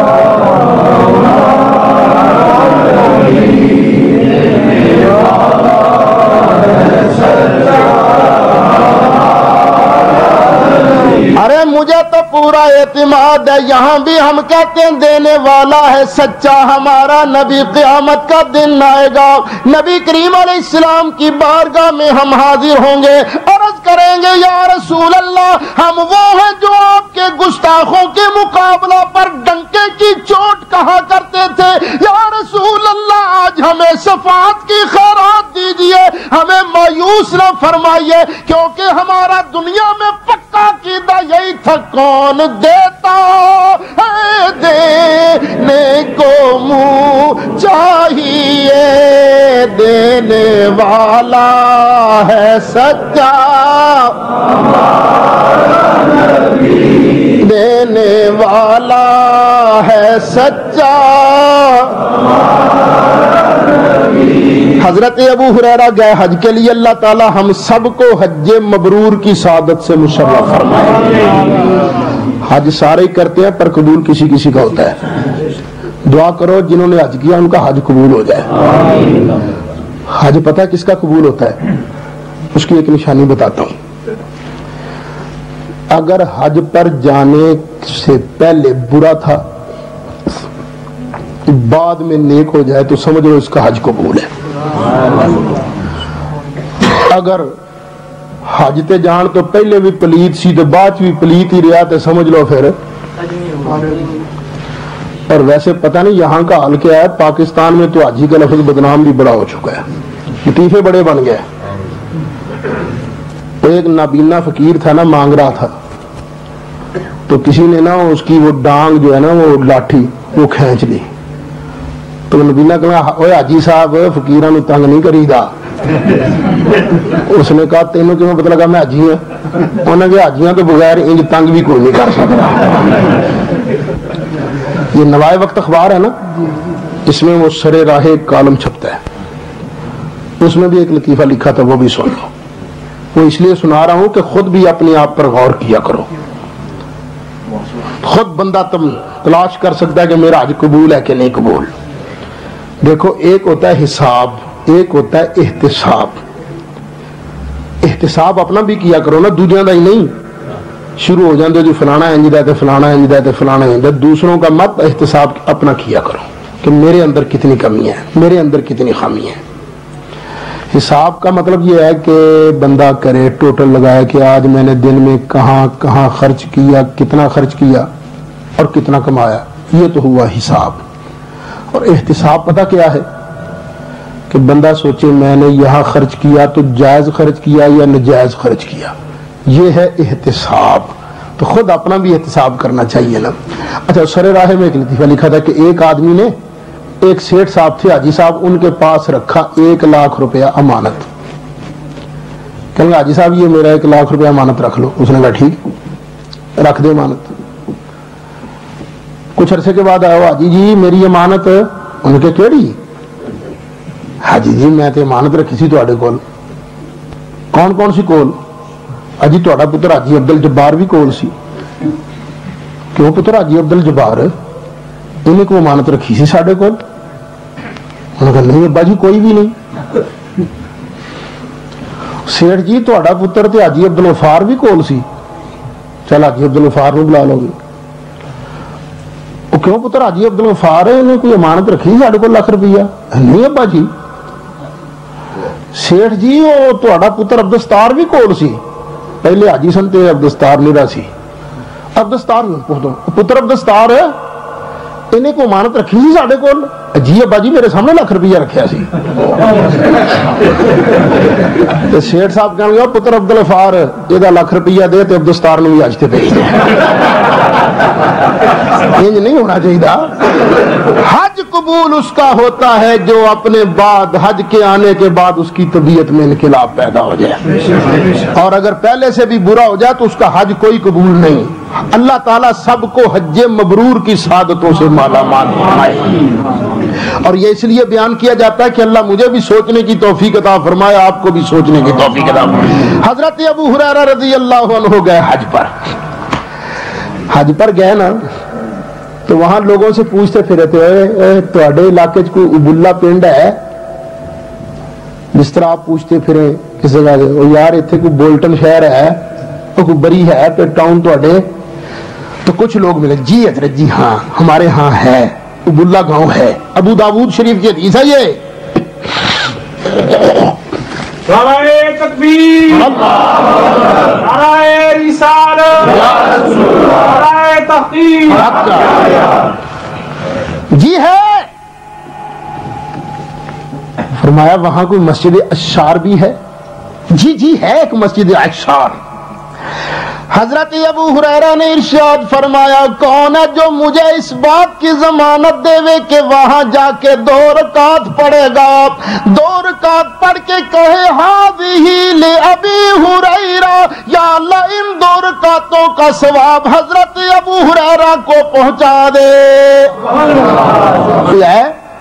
लोगों ने जमानत, जी हजरत जी हम हैं, हम 2 रकात पढ़ के आपको सवाब पहुंचाएंगे। यहां से मसला पता चला और कब्र वालों को भी सवाब पहुंचता है, अगर जिंदों के लिए कुछ किया जाए तो जिंदों के खाते में भी सवाब दर्ज होता है। अच्छा लेकिन वो भी तो उस जमाने के लोग थे ना, उनका हजरत जी ये आपने खास इस मस्जिद का नाम क्यों लिया, उबुल्ला गांव और मस्जिद अशार का नाम क्यों लिया? हजरत अबू हुरैरा ने इरशाद फरमाया मैंने नबी करीम अलैहिस्सलाम से सुना था, अल्लाह के महबूब हजरत अबुल कासिम से मैंने सुना, अपने जानी यार से सुना था, अपने खलील से सुना। सरकार ने फरमाया इस मस्जिद अशार में से अल्लाह ताला ऐसे शहीदों को क़यामत के दिन उठाएगा कि बदर के शहीदों के अलावा कोई और इनका मुकाबला कर नहीं सकेगा। और शारहीन फरमाते हैं ये मस्जिद अशार करबो बला के पड़ोस में है कि करबला के शहीदों का दर्जा अल्लाह के यहाँ बहुत बड़ा दर्जा है।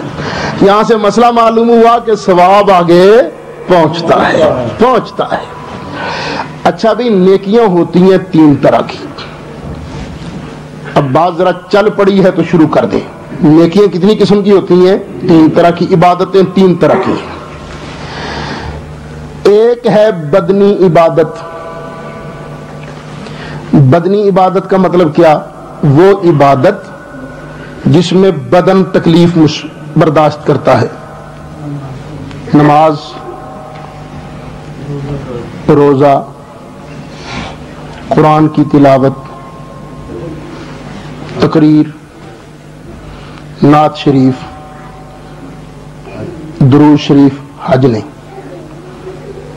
जरा ठहर जाओ, इसमें डिटेल आएगी हज के मसले में। बदनी इबादत वो जिसमें सिर्फ बदन मशक्कत बर्दाश्त करे।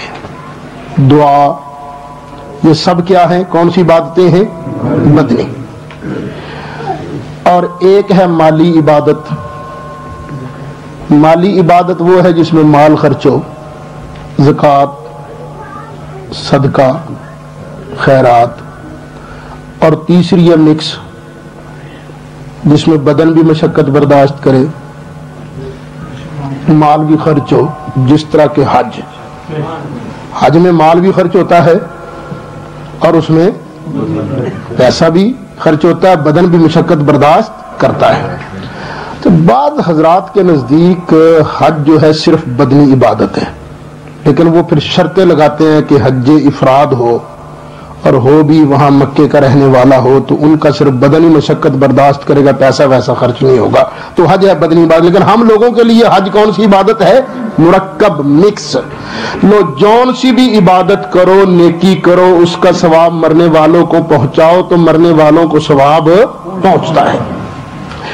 اب اس میں ضروری کوئی نہیں کہ روسٹ ہی ہو تب ثواب پہنچے گا، یہ ضروری کوئی نہیں کہ بریانی ہو تب ثواب پہنچے گا، اوپر کوئی 4 سورتیں پڑھو گے تب ہی ثواب پہنچے گا، نہیں، کوئی نیکی ہو نیکی ہو عبادت کا ثواب مرنے والے کو پہنچاؤ تو اللہ کی مہربانی سے پہنچتا ہے۔ مثلا آپ جا رہے، آپ نے دیکھا ہو روڈ کے اوپر تو کیلے کا چھلکا پڑا ہوا ہے، آپ نے کہا یار یہ کسی نے کیا کیا؟ یوکے میں بھی لوگ نہیں ٹلتے، یہ کوئی بوڑھا آدمی گزرے گا، اس کا پاؤں آئے گا کیلے کے چھلکے پر، پاؤں پھسلے گا، بیچارے کو چوٹ لگ جائے گی، آپ نے وہ چھلکا اٹھایا کسی کونے میں ڈال دیا، کسی وہ جو ڈبے بنے ہوتے ہیں ان کے اندر ڈال دیا، تو یہ بھی نیکی ہے نا۔ آپ کہہ سکتے ہیں رب العالمین اس نیکی کا ثواب میری ماں کی روح کو پہنچا، یہ بھی سال ثواب ہے۔ وہ اللہ دی قسم اسی نہیں آندے ضروری روسٹ کر، اسی آنا کچھ کر صحیح، نیکی کر، مر کچھ کر صحیح، اور اللہ کی رضا کے لیے کرے گا تو ثواب میرا پروردگار عطا فرمائے۔ اب آئیے 1-2 باتیں میں مالی عبادت کے بارے عرض کرتا چلوں۔ پورا چیپٹر موجود ہے مسلم شریف کے اندر، پورا چیپٹر کہ مرنے والوں کو صدقے کا ثواب پہنچتا ہے۔ ایک صحابی ہیں جن کا نام ہے عامر، ان کا باپ تھا عاص بن وائل۔ عاص مرنے لگا نا تو مرنے سے پہلے اس نے وصیت کی کہ میرے لیے نا 100 غلام آزاد کر کے میری روح کو ثواب بھیجنا۔ بیٹے تھے 2، ایک عمر ایک ہشام۔ ہشام نے اپنے حصے کے 50 غلام آزاد کیے اور ابے کی روح کے لیے ثواب روانہ کر دیا، اور حضرت عمر بن عاص سے کہنے لگا بھائی جان آپ بھی تو ابے کی روح کو ثواب پہنچائے نا۔ انہوں نے کہا نہیں ہے، میں نبی کریم علیہ السلام کا غلام ہوں، سرکار سے پوچھوں گا پھر کروں گا۔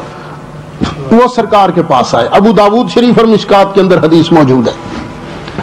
نبی کریم علیہ السلام نے ارشاد فرمایا لو کان مسلمن، اگر مرنے والا مسلمان ہوتا، بے ایمان تھا نا اس لیے نہیں، لیکن اگر مسلمان ہوتا، فَآتَقْتُمْ عَنْهُ أَوْ صَدَقْتُمْ عَنْهُ أَوْ حَجَجْتُمْ عَنْهُ لَبَلَغَهُ ذَلِكَ، اگر مرنے والا مسلمان ہوتا پھر تم جو بھی نیکی کر کے ثواب پہنچاتے مرنے والے کو ضرور پہنچ جاتا، لیکن تمہارا باپ چونکہ بے ایمان تھا اس لیے بے ایمانوں کو ثواب پہنچتا ہی نہیں ہے۔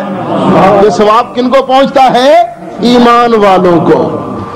ایک اور صحابی ہیں جن کا نام ہے حضرت سعد رضی اللہ عنہ، ان کی ماں فوت ہو گئی، سرکار کی بارگاہ میں آئے، آقا میری ماں فوت ہو گئی ہے، اگر میں اپنی ماں کی طرف سے کوئی چیز صدقہ خیرات کروں تو میری ماں کو فائدہ پہنچے گا؟ سرکار نے فرمایا بالکل پہنچے گا۔ عرض کیا یا رسول اللہ صلی اللہ علیہ وسلم، لج پالا سائیاں یہ جو پورا مخراف باغ ہے میں اپنی ماں کے لیے صدقہ کرتا ہوں۔ ہم ختم کے اندر 2 کیلے رکھ لینا تو کیلے کتوں آئے نے؟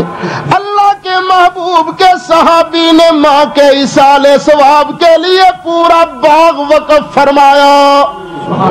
پھر یہی ساتھ ہیں، پھر ایک دن حاضر ہو گیا، آقا ایو صدقۃ افضل، میری ماں فوت ہو گئی ہے نا، ذرا یہ تو فرمائیے سب سے بہتر صدقہ کس چیز کا ہے؟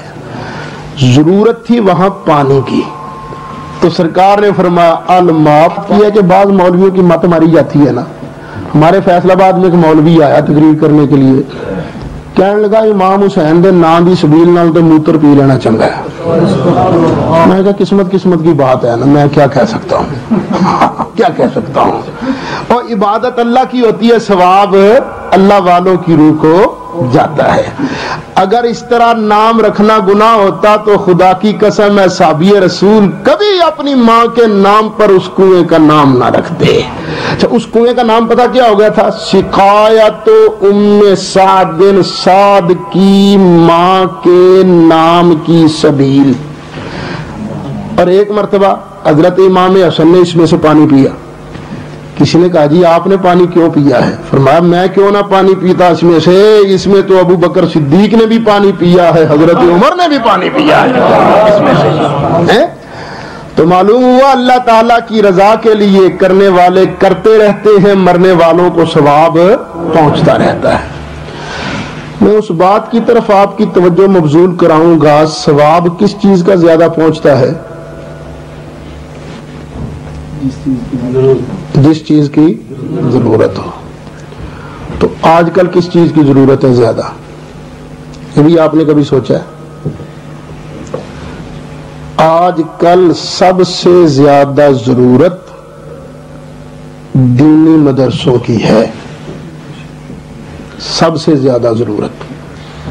میں جہاں بھی مجھے موقع ملتا ہے میں جاتا ہوں تو دوستوں کو کہتا ہوں کہ جہاں جہاں پر تم موجود ہو نا، خدا کے لیے یہاں پر دینی ادارے بناؤ، قرآن پاک بچوں کو پڑھاؤ، قرآن پاک حفظ کراؤ، اور پھر قرآن پاک کی تفسیر اور نبی کریم علیہ السلام کی احادیث مبارکہ بھی پڑھانے کا انتظام کرو، کیونکہ ضرورت اس چیز کی ہے۔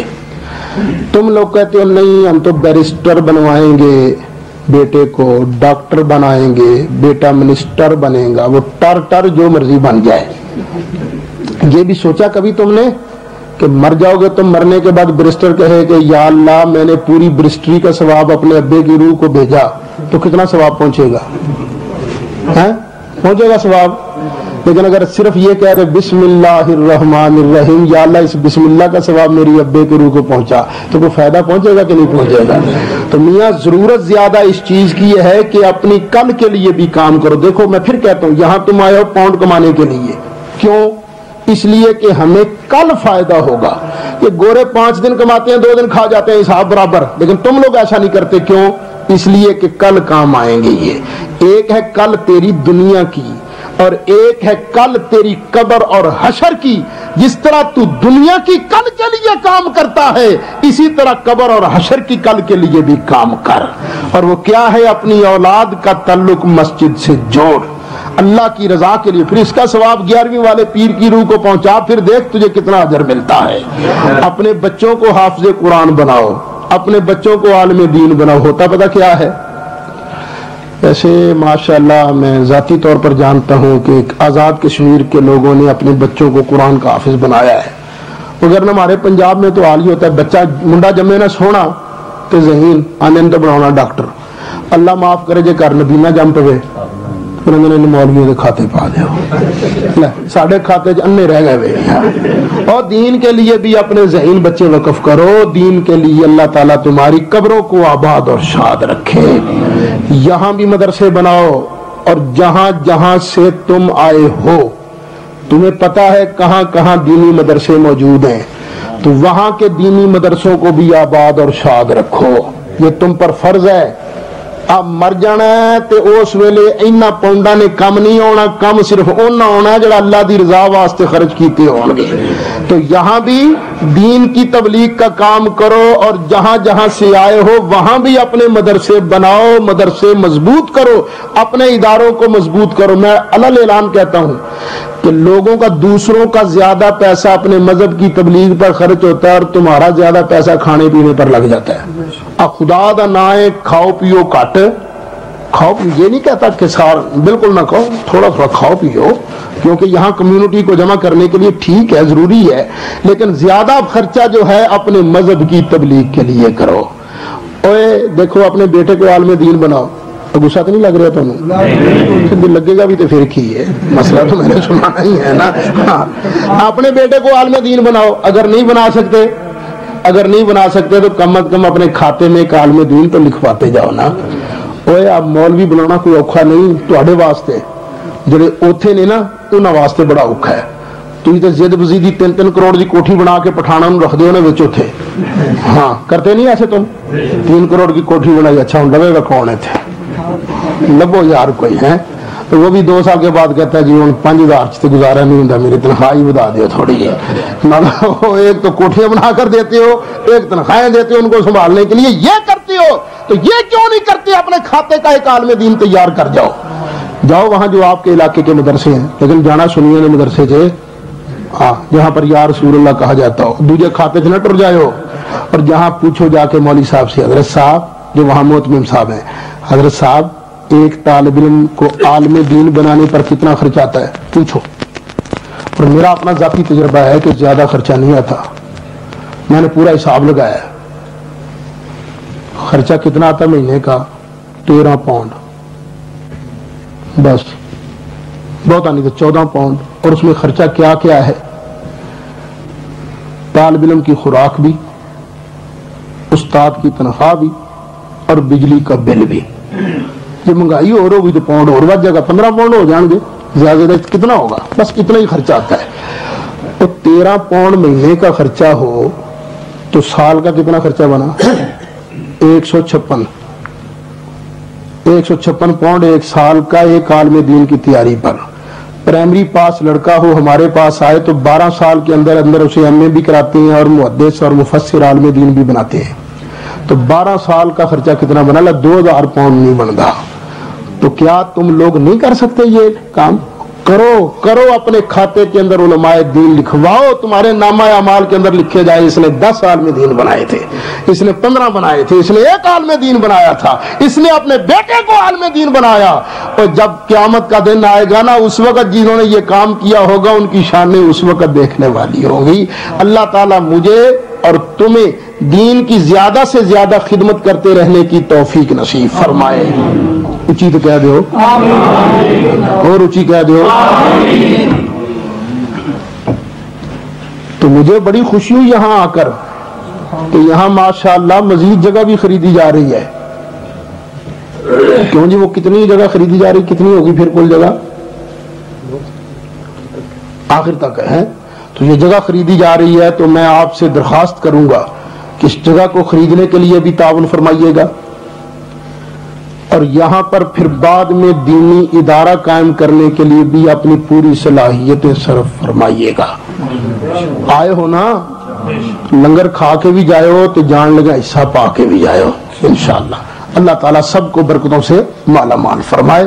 وآخر دعوانا ان الحمدللہ رب العالمین. اچھا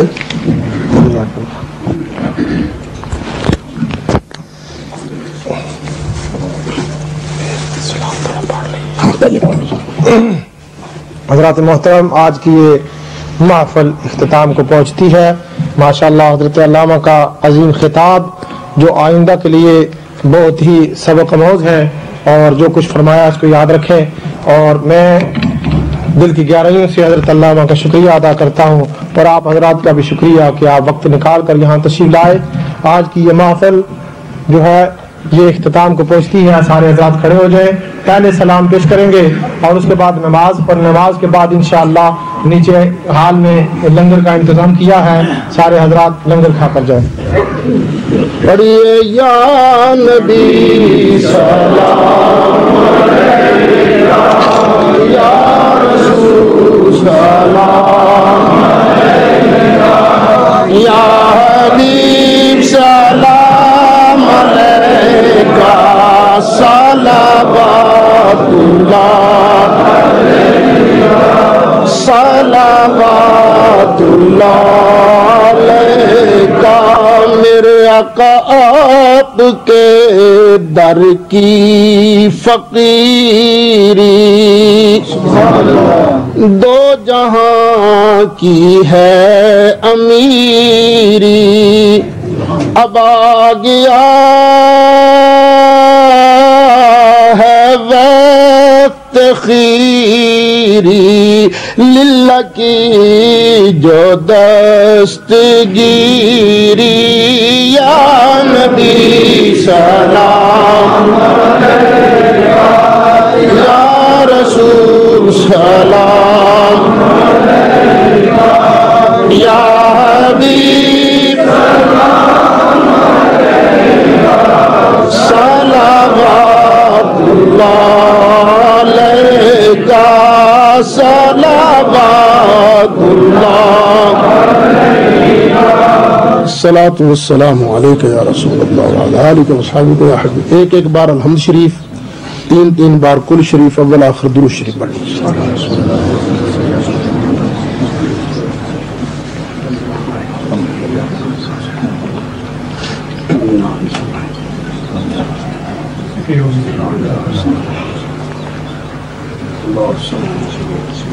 بسم اللہ الرحمن الرحیم. اللہم صلی علی سیدنا و مولانا محمد وعلی آل سیدنا و مولانا محمد وبارک وسلم وصلی علیہ. پاک پروردگار تیری رحمت خاصہ کا صدقہ جو تلاوت کی گئی، جو نعت شریف پڑھی گئی، مولا جو تقریر کی گئی، سب کو اپنی بارگاہ میں قبول فرما. مولا جو لنگر پکایا گیا، مولا سب اپنی بارگاہ میں قبول فرما. رب العالمین پھر سب کا ثواب تیرے پیارے محبوب علیہ السلام کی بارگاہ بے کس پناہ میں ہدیتاً تحفتاً پیش کرتے ہیں، مولا قبول فرما. پاک پروردگار جو لوگ محبت لے کر، پیار لے کر، عشق لے کر یہاں حاضر ہوئے ہیں، مولا سب کی جائز نیک دینی مرادیں پوری فرما. مولا جن دوستوں نے یہ مسجد بنائی ہے یا مسجد کی ادارے کی توسیع کا پروگرام بنا رہے ہیں، یا مولا پوری دنیا میں کہیں بھی اہل سنت کا کوئی ادارہ قائم کر رہے ہیں، تعاون کرتے ہیں، مولا سب کی نیک دلی تمنائیں پوری فرما. مولا سب کی مشکلات آسان فرما. پاک پروردگار سب بیمار جو ہیں شفا عطا فرما. مولا ہمیں رزق حلال، رزق واسع بھی عطا فرما، اور مولا عزتوں کی حفاظت بھی فرما. رب العالمین کسی کو اولاد کا دکھ نہ دکھا، مولا سکھ دکھا، یہاں بھی سکھ دکھا، قبر حشر میں بھی سکھ دکھا. پاک پروردگار اس مسجد کے امام صاحب، خطیب صاحب، مسجد کی کمیٹی، نمازی، رب العالمین پورے بری کے مسلمان، پورے یو کے اور یورپ کے مسلمان، عالم اسلام کے مسلمانوں پر رحم فرما. مولا میں تو یہ بھی عرض کرتا ہوں، جتنے یہودی، عیسائی، سنگھ، ہندو، یا اللہ جتنے بھی یہاں بستے ہیں، سب پہ اس طرح رحمت فرما کہ سب کو اپنے محبوب کے در کا گدا بنا دے. مولا سب کو ہدایت نصیب فرما. مولا ان علماء کی عمروں میں برکتیں عطا فرما. مولا ان علماء کی عمروں میں، علم میں، عمل میں برکتیں عطا فرما. صلی اللہ تعالی علی رسولہ سیدنا مولانا محمد وعلی آلہ وصحابہ اجمعین برحمتک یا ارحم الراحمین.